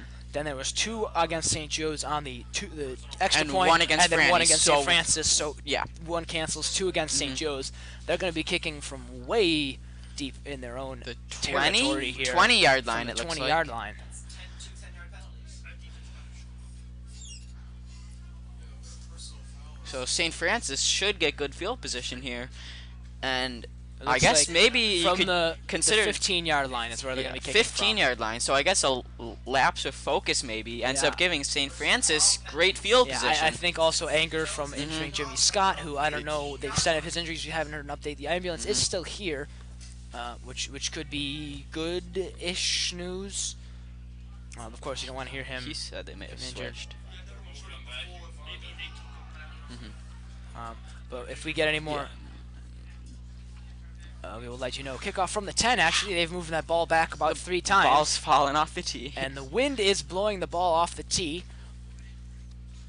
West to east wind here coming across the field.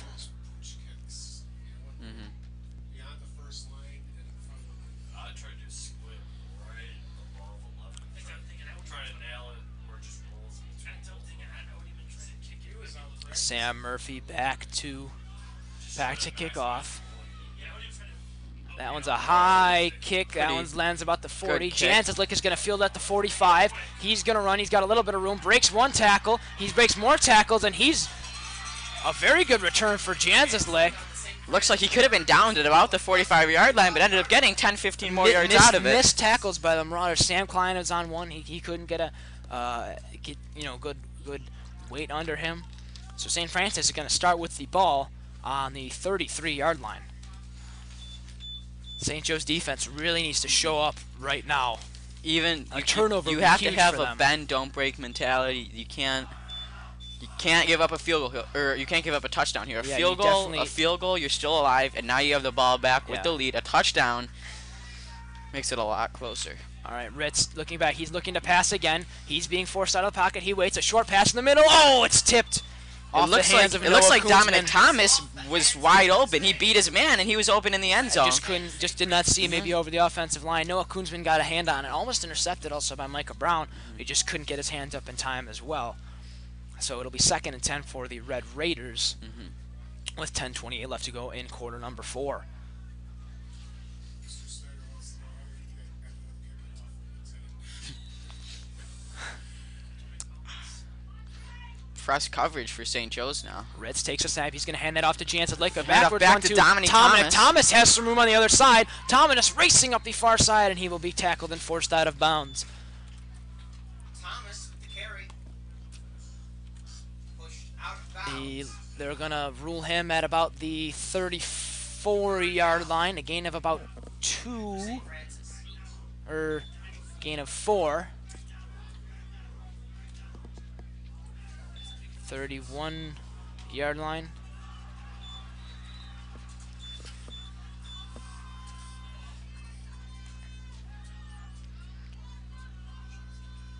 Snap for Ritz. Ritz is going to Oh, wait. and number 8 beat his man.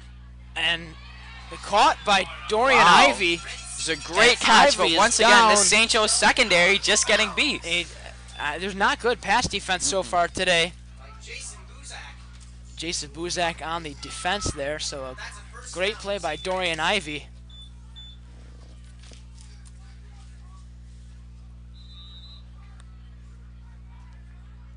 Ritz, quick snap. He's going to hand that off to Janslick, who cuts through the offensive line. Then is wrapped up by a whole group of Marauders and brought down.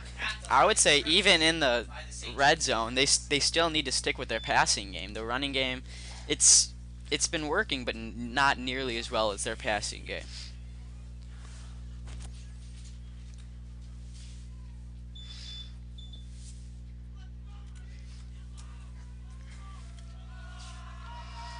Ritz takes a snap. He looks to pass this time, looking for Thomas, and he's intercepted by Dave Medley. Dave Medley End zone. is tackled in the end zone, and for a Dominic- touchback. Dominic Thomas beat his man, but a poor He throw. was wide open. It was a poor throw. It was behind the Yep. receiver. Dave Medley was able to get his hands there and intercept it. Huge play. You by want to St. say he Joe's. wants that one back, but in this situation, that's even an understatement. A throw like that potentially almost just could cost St. Francis the game. And Yeah. that was Who intercepted Oh. it? Dave Medley with the Dave interception by St. Joe's. I don't know. I can't even say he jumped the route. He was He- just kind of trailing his Yeah. man, and the throw was about 3 yards behind where it needed When you to have be. a receiver like Dominic Thomas, you have to put it out in front of him. He's athletic enough to go get it. You can't underthrow a guy like that. Handoff this time, looking to cut through the middle is Dave Morgan. Dave Morgan Big able to get up run for a from Dave first Morgan. down for St. Joe's. And off to Dave. All the way up to the 31-yard line. First down for the Marauders. And that's a I can't St. believe how wide Joe's open first Dominic Thomas was. down. That's a very uncharacteristic throw by Jake Ritz. Especially- Typically, he gets it too far ahead of the receiver. And even then, with a guy like Dominic Thomas, that's okay. In that situation, he can go get it. And what's the worst then if you overthrow him is it's an incomplete pass. Underthrowing him, you always run the risk of that would be an interception. Oh, like you Tiernan just Curry saw. with a lot of room here. He's going to cut towards the middle, and he's brought down at the 43-yard line. Another first down for the Marauders. That's another St. Joe's first down. St. Joe's wants to take.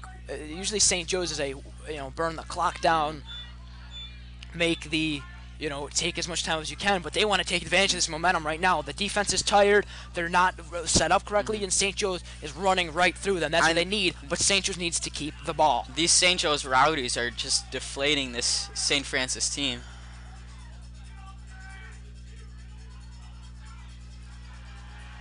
Brown takes the snap. He's going to hand it off to Morgan. Morgan wrapped up behind the line, though, not able to get anywhere on that one. Jacob Miller, who was injured earlier, now back in the game for the Red Raiders. There on the tackle. He's going to lose 1 yard on that with 8:30 left to go in quarter number 4.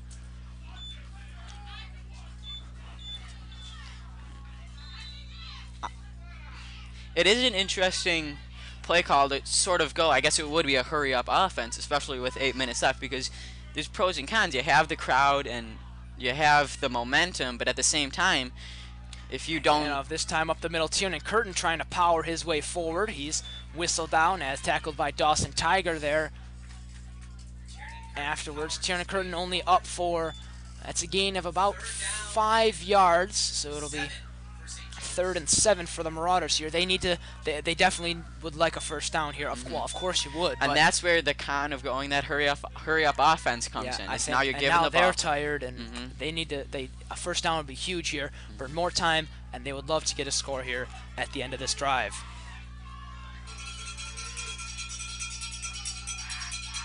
Micah Brown takes a snap. He's going to hand that to Tiernan Curtin. Tiernan Curtin wrapped up immediately. He reaches forward, and he's only going to get a gain about 2 there. So it'll be 4th and about 5 for the Marauders. That now, seems... do you punt or do you go for it on this play? 7:15 left to go in quarter I number would 4. say, personally, I would punt because, once again, if you go for it and you don't get it, you give St. Francis the ball with 50 yards to go, and possibly they could end up, if they play well and they wind the clock down, going for a 2-point conversion and taking the lead with 2 minutes left. And that's not a situation that you want to be in. No, absolutely not. St. Joe's needs points in this drive, absolutely. 4th and 5, St. Joe's going for it. Micah Brown waiting, tried the hard count. That was unsuccessful. And St. Joe's is going to call a timeout as they were trying to draw them off sides. Unsuccessful. A good idea. It nearly worked. There were a couple of guys that buzzed a little bit. But I noticed St. Francis was off the ball a little more than usual. Just a little bit. So if you were to move, you're still not crossing that line. Especially because they needed 4 yards. It wasn't like a... absolutely. That probably would have worked on a 4th and 1 because they would have been up tighter on the ball. But so 6:41 on the clock. 29-22 the score. St. Joe's on top. It is 4th and 5 from their own 48-yard line.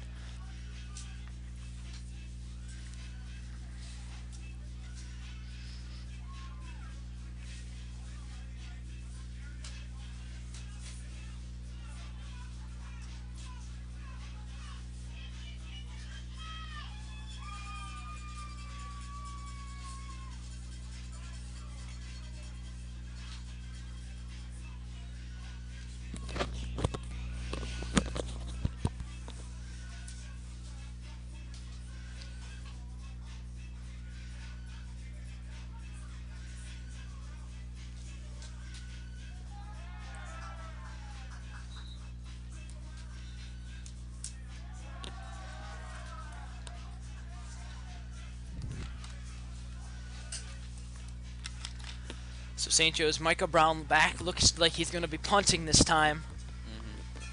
Hard count didn't work, so I agree with the call of the punt. Yeah, I think it is smart. Now you just have to let your defense make a good play again.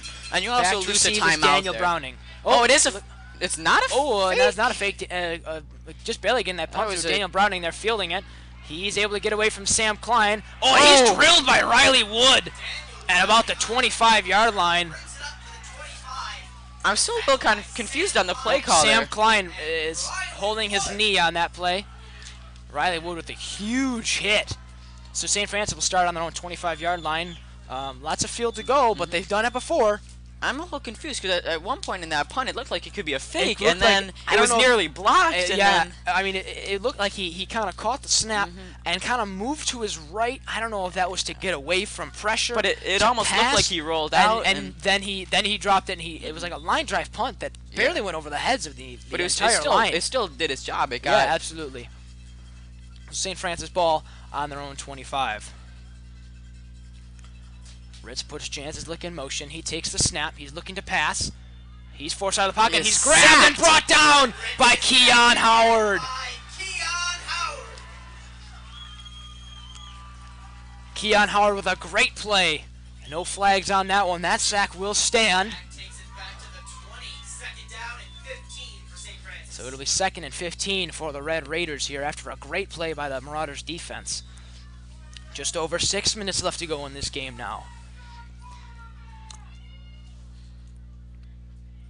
Snap, Ritz looking to pass again. Once He's again, forced out. pressured. Quick pass for Jones, and he is brought down immediately.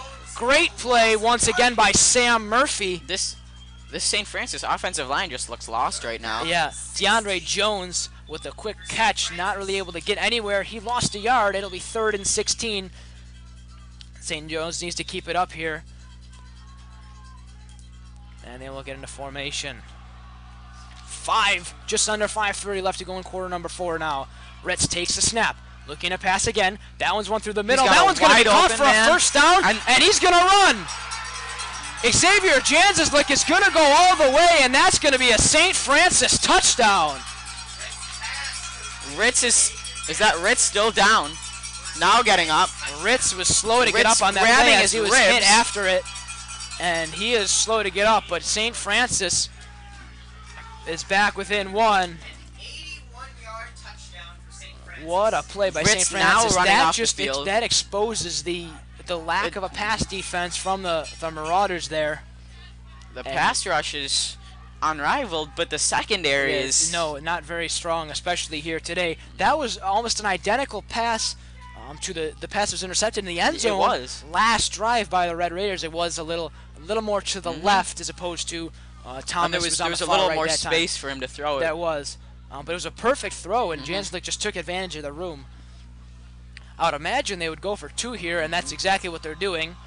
Ritz back on the field despite getting hurt. 5:14 left to go in quarter number 4. Janzlik in motion. He's going to take the snap, scramble to the right, lob pass to the far side, and it'll be caught by Antonio Corsi, and the Red Raiders are on top by 1 with 5:14 left to go in this game. And it's still anyone's game right now. The 5 minutes is a lot of time. Multiple drives absolutely. in 5 minutes.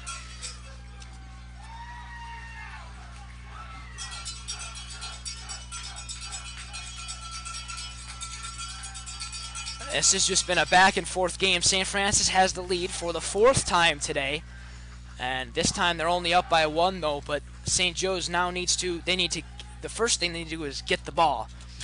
It'd be interesting to see. That has not been the easiest thing for them to do No, today. it's not. St. Francis may take a page out of St. Joe's playbook and go for an onside I wouldn't kick be surprised. here. I would I expect that from Especially them. the way their defense has been playing when Yeah, absolutely. what's to their defense, there's no difference between the 50-yard line and the 30-yard No, line, the there's way really their not. defense has been playing. But last drive, their run defense was exposed to a lot of weaknesses. David Morgan was able to just run about anywhere he wanted.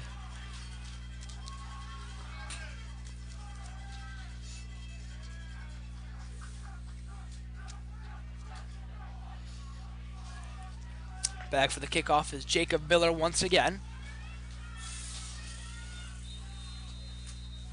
Micah Brown and Sam Klein back to receive for the Marauders. I have not seen Anthony McCarley for a while. No. I Besides, wonder he if he had, re-aggravated his shoulder injury. I think the last time we saw him was when he fumbled that punt return. Tiernan Curtin also does not have a helmet on the sidelines. Kick off by St. Francis. That is a regular kick. That one's going to go through the Marauders. Picked up by Micah Brown. They're going to have to return this. He was Micah picked Brown. up. It was looking picked for up some at about the 1-yard line. Yeah, it was. And there is a St. Joe's player injured as they are brought down at about the 17. Another and Keon injury. Howard is slow to get up, but he's going to do it under his own power, and he's going to limp off the field there. St. Joe's with not great field position and only 5:08 to march all the way down the field with a pass game that's been subpar and a run game that's been kind of stifled as of late. Not ideal conditions by any means. And St. Francis is in a pretty good spot here after getting the momentum to switch in their favor yet again. This is really going to come down to if Micah Brown can step up and figure out the passing game, because I know we've been saying it for the last 3 quarters, but now you really have to. You really can't do this drive without a strong passing game. And a turnover would be the worst possible thing to happen to them. Dave Morgan, the only one in the backfield that's seen a touch so far today. Brown will take the snap. He's And going it to will hand be it a off to pass. Tiernan Curtin. That's a pass looking for Jason Walker. Jason Walker has a first down and more. He's muscled out of bounds at about the 35-yard line. That's just about the best thing you could see if you're a St. Joe's fan. First down. Jason Walker with a great catch and run. That's the first offensive play that Jason Walker has become a part of in terms of actually getting on the stat sheet.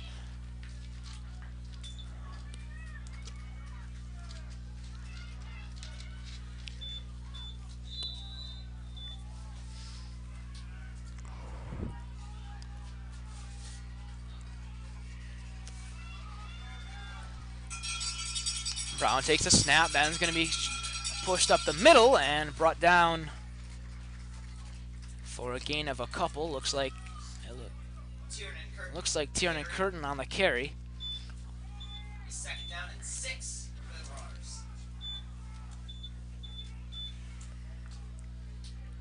Marauders. Although there's two 24s in Marauder jerseys today. One is on the sidelines, and that looks like Tiernan Curtin, but it looks like Tiernan Curtin's in the game as well. We'll see if we can figure that out for you. 2nd and 6 for the Marauders here, and that might be a neutral zone infraction on Francis. From St. Francis, jumping off sides. Now a much more manageable second down. It's gonna, and the penalty is gonna go against St. Francis. Penalty on St. Francis. It'll be second down and 1. Absolutely. That's a good break for the Marauders right there, moving the ball continually down the field. 4:15 left to go in this game now.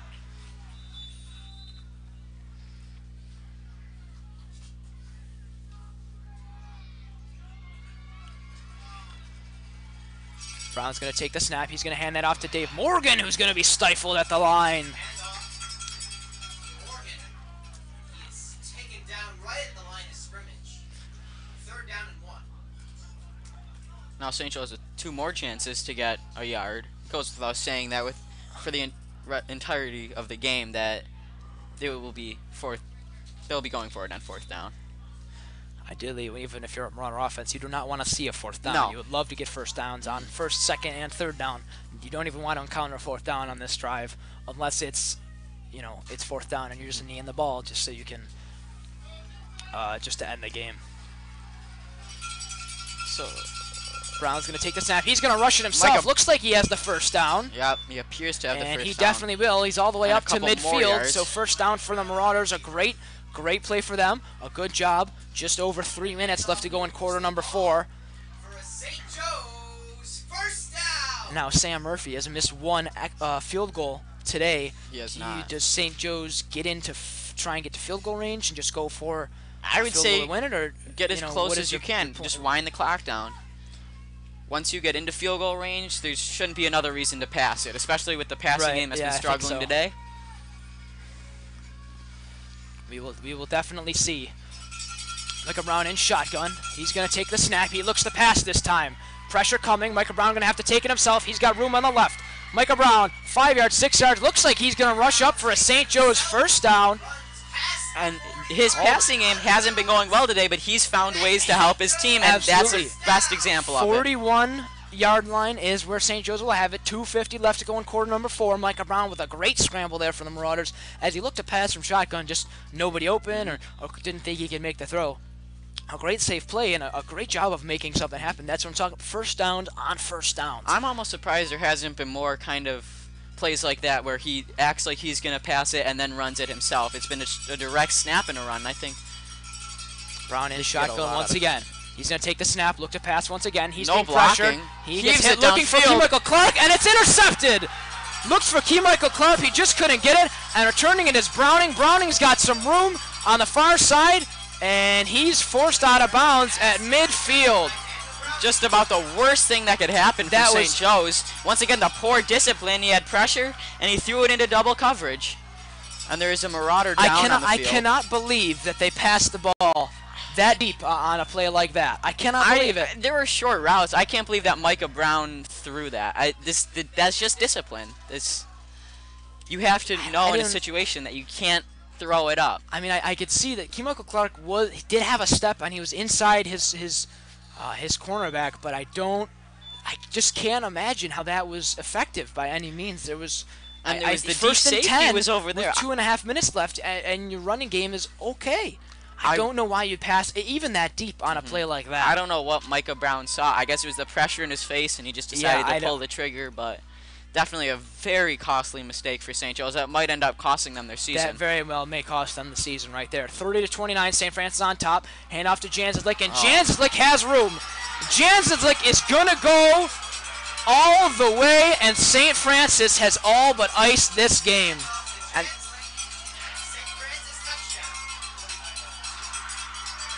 that's absolutely devastating. That was just a handoff. It was just a quick handoff, run to the left, now and nobody was there to take him down. If you're St. Franny's, do you go for 2 to put the game away? I think you just go for the extra point. You're already up by 1 to begin with. If you go for 2, and you go up 8. If you kick the extra point, you go up 8. Honestly, I don't think there's a difference. I don't think St. Joe's has the offense to score no matter what.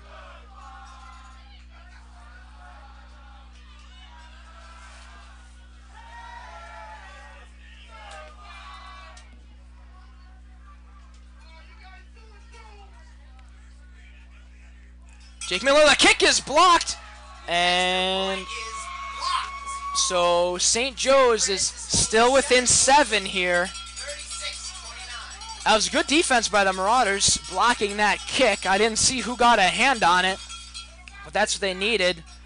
So now St. Joe's 2.5 minutes to go down the field. They need a touchdown here.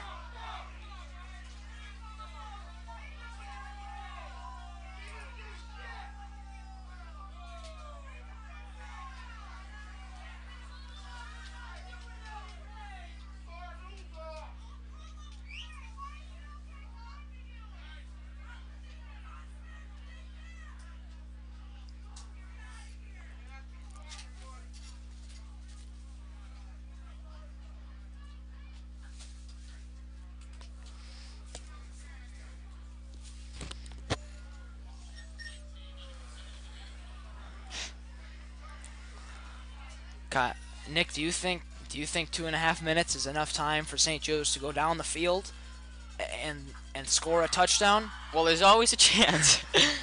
I would say. I mean, I wouldn't rule it out, but it take a lot. I think in a normal game that's plenty of time, but one timeout and the passing game is just not working. The big gains are. When that 4th down hard count where they tried to get him to jump off sides and ended up taking a timeout, that's where you.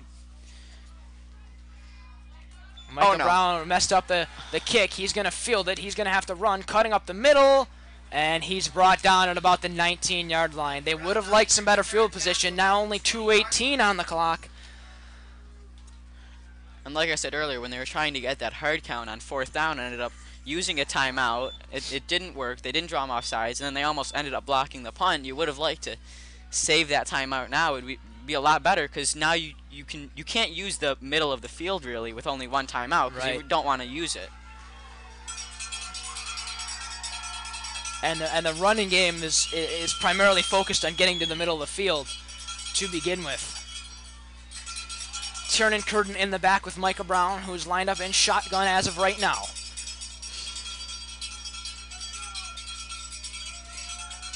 No sign of Anthony McCarley on this Marauder team.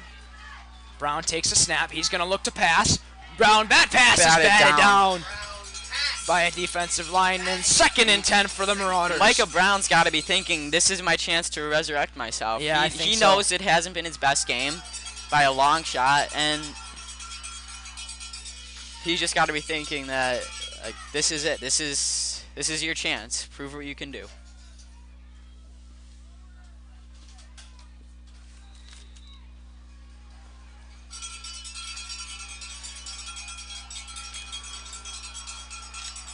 Brown takes a snap.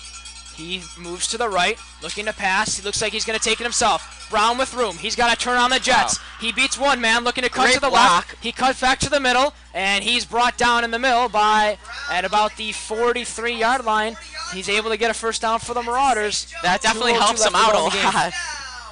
That did help them a lot. I think he was still looking for options as he kept running. I think he needed kind of to just grab onto that ball and go. I think he had a little more room on the on the left side that he could have I taken agree after, with you. but I'm not him. Maybe he saw No. something that I did. Brown back to pass again. He looks to the left. That's a high pass looking for Michael Clark. He's going to jump, Oh. and he's unable to catch it. Michael Clark down on the field. And he's down. Looks like he's a little hurt, but he's going to get up by himself now. 2nd and 10 with 1:50 left to go. Now the clock does stop. 2nd and 10. They were going for it all there. Michael Clark just couldn't get on it. The cornerback was playing the ball. I would say physical, but that's a you good expect. no call because I think it was going both ways. Yeah, honestly. absolutely. It was a physical run. Late in the game, those are the kind of things that you don't want it to change And like the you said course of. earlier, the refs really They they changed the game a lot.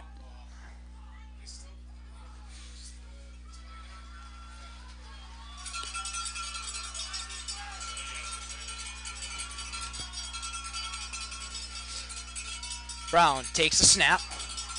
He looks to the left. That's a quick pass caught by Michael Clark. Looking to fight forward. He Joe's dives gonna forward. need to Looks like hurry he up has enough here. for the first down, and he will. Close to a first down. Not to get ahead of ourselves, but you're St. Joe's. You score a touchdown with 25 seconds left. Do you go for two or I don't extra even want point? to talk about that right now. I don't even think you can't even say it. I think you just keep going down the field. 1:40 left to go on the clock. You need to just go forward.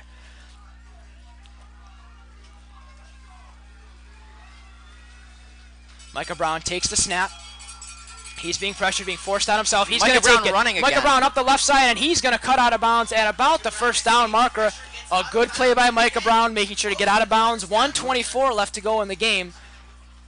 And they're going to move the chains. That's another first down for the Marauders. A very valuable first down for St. Joe's.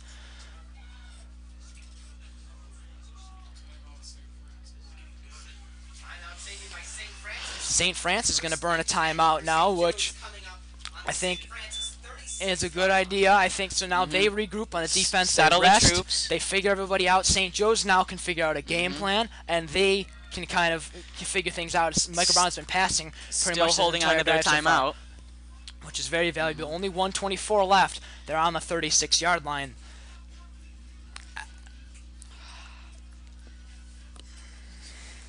This is one of the tightest games I've ever witnessed in my. Especially in a playoff game. Yeah, man. absolutely. This is real tight. It's.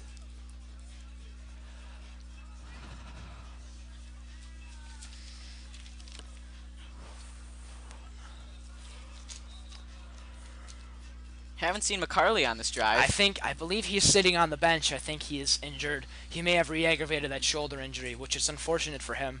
So Joe's loses Jimmy Scott and loses McCarley. And- Debatably, their two biggest playmakers Two biggest- in this absolutely. game. Besides Micah Brown, Yeah. I would make an argument that they're two offense. And then Sam Klein Yeah. is, of course, a big offensive playmaker. But I'd say out of their top 5 most important players, Jimmy Scott is definitely one of them. And Anthony McCauley is definitely, he's up there as well. Micah Brown's going to take the snap.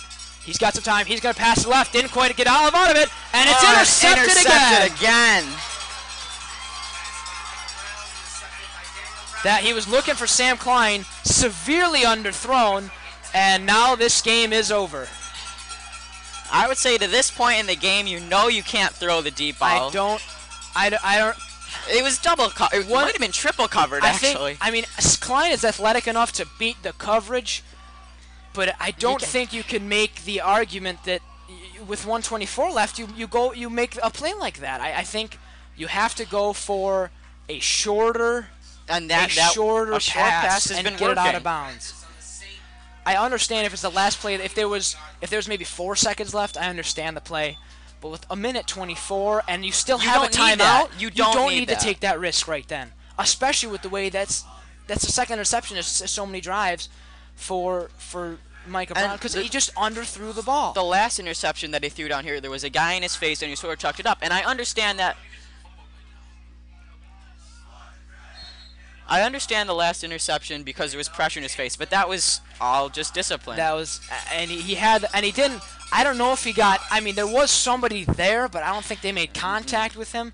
It looked like the ball didn't get out quite as good as he liked it to. St. Joe's burns their last time out of this game with 1:10 left to go. It'll be 2nd and 8 for the Red Raiders after the Janslick run for 2 yards.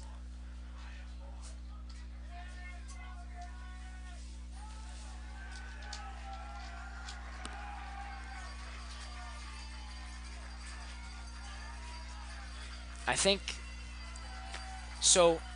I'm looking right now at St. Joe's down by 7, and I think back to the first quarter when they had 3rd and 1 from the 1-yard line, and they chose to do a backwards lateral to Dave Morgan, and it was too far ahead of him, and he lost it. We went all the way back, and then we turned it over. I think about the very next play when it was 4th and 1 from the 1-yard line, and We didn't get. he didn't get it. I mean, we ended up missing the field goal. Exactly. And You can't not think about those situations because And looks like Janslick is going to and go then- to the house again. Janslick Wow. broke through everybody. This is Janslick's 3rd touchdown in just as many drives. I don't know what happened to St. Joe's, but their defense is pretty much non-existent anymore. in this fourth quarter, It's just simple runs. they just got outrun. I don't. I don't know if they weren't. Nothing against Xavier. Xavier Jans, like that's the same thing that happened. He's- Run he's to the got the left, and he's speed- got the room. He's got and the speed to get there, and it's nothing against him. But this St. Joe's defense, I don't know. 42-29 the score now as St. Francis will go for the extra point again to put them up by 14. And St. Joe's season will end as a loss to St. Francis after just a devastating day all around. Mistakes on offense. So I'd like to see how many turnovers each team has had, and just kind of you could look at the effect of each one. 2 interceptions by St. Joe's late in this game, fumbles early, and kickoffs. You don't maintain possession of the ball. And St. Joe's had turnovers themselves, but you just can't have that many mistakes and expect to win a football game.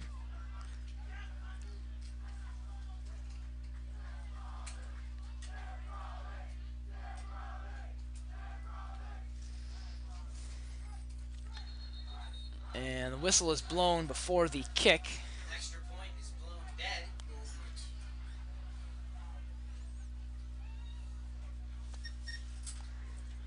It will be on St. Francis, so they'll have to try it again with just under a minute left to go And it'll move back in 5 the yards. quarter number 4.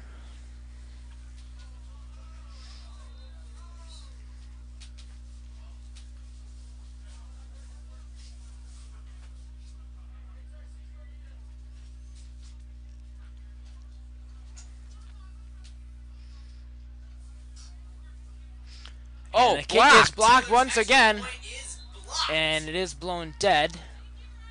42 Riley Wood St. Francis. able to block that second extra point, so 13 will be the difference as the Marauders should get the ball again on this kickoff.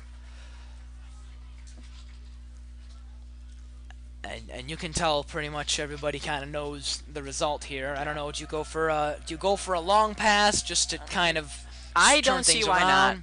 I mean, it's What's 4 to this point, your interceptions, 3 season is most interceptions? likely over, and I don't know what kneeling and running the ball does for you. Yeah, I think you want to go out with I don't know. You don't want any more injuries, of course. No. So But I just you know- let them air it out. Just let the kids have fun. Let the kids run and catch the ball. I mean, it's just like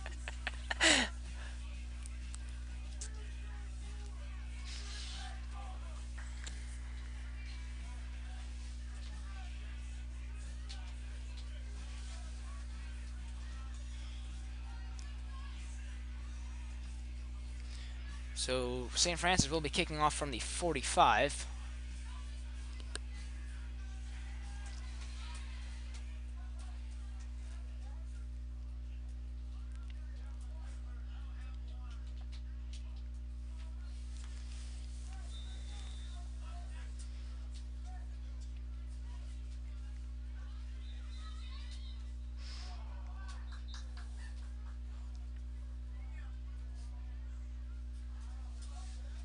So play blown dead is something happening back by the St. Joe's return team.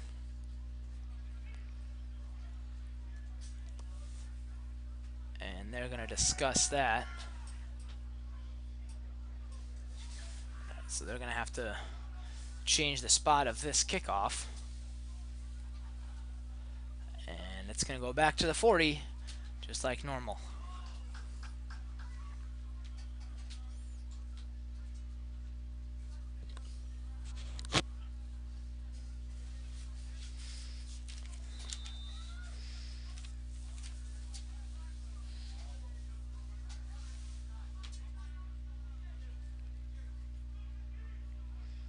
And the squib kick for Keon Howard, who will, or rather for Jason Walker, who will fall on that Balls on the kickoff. at about the 32-yard line.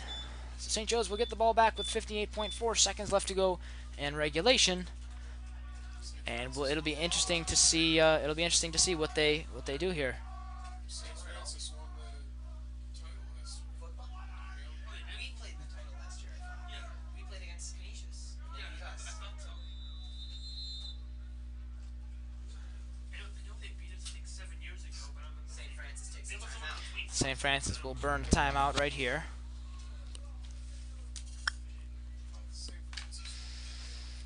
All right, so St. Joe's, you think, deep touchdown, and then onside kick, recovery, and a touchdown. So the game isn't over yet. I mean, it's not the most outrageous thing that's happened in the world of football, but it is very unlikely.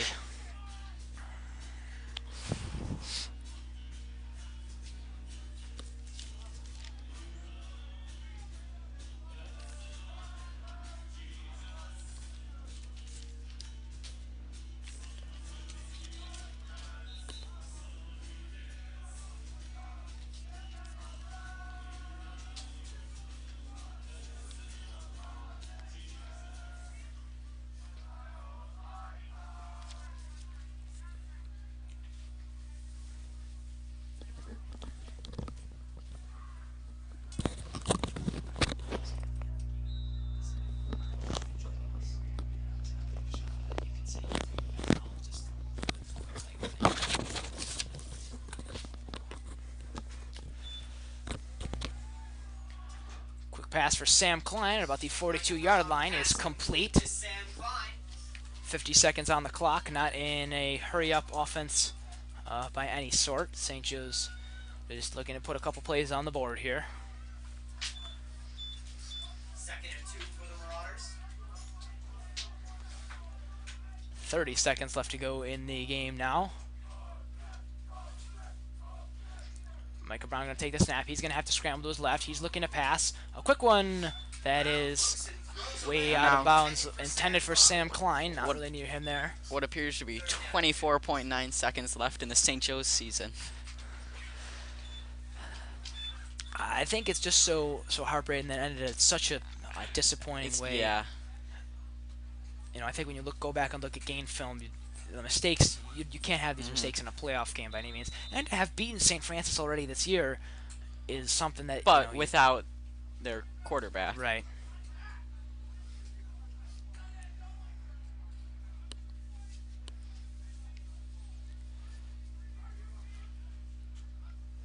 Brown takes a high snap, barely got it there. He's going to make a quick pass. That's tipped. And falls incomplete once again, intended for Sam Klein. Wide open. He did, I think. I mean, the pass would have gotten to him, no question, if it wasn't tipped there. So it'll be 4th and 2 for the Marauders with 20.8 seconds left to go in today's game. So St. Francis will go on to play Canisius next Saturday at 5 p.m. at UB Stadium.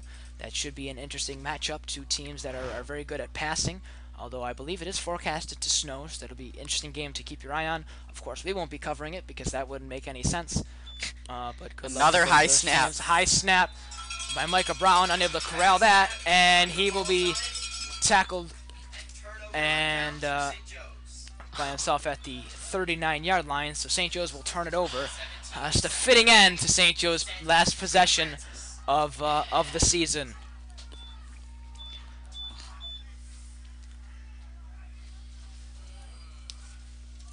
Thank you. I didn't even dip it. So I would assume St. Francis is going to just knee the ball down here, unless they want to hand it off to Xavier Jansen's like to rush in for his 4th touchdown of the day. He probably would.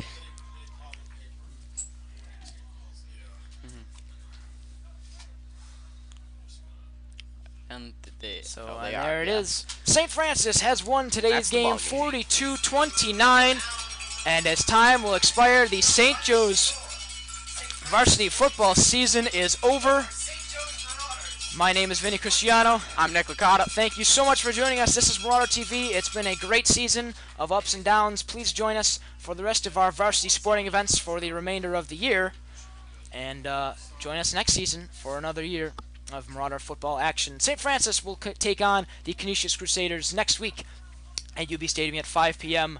Once again, this is Marauder TV. Thank you so much for joining us, and have a great winter.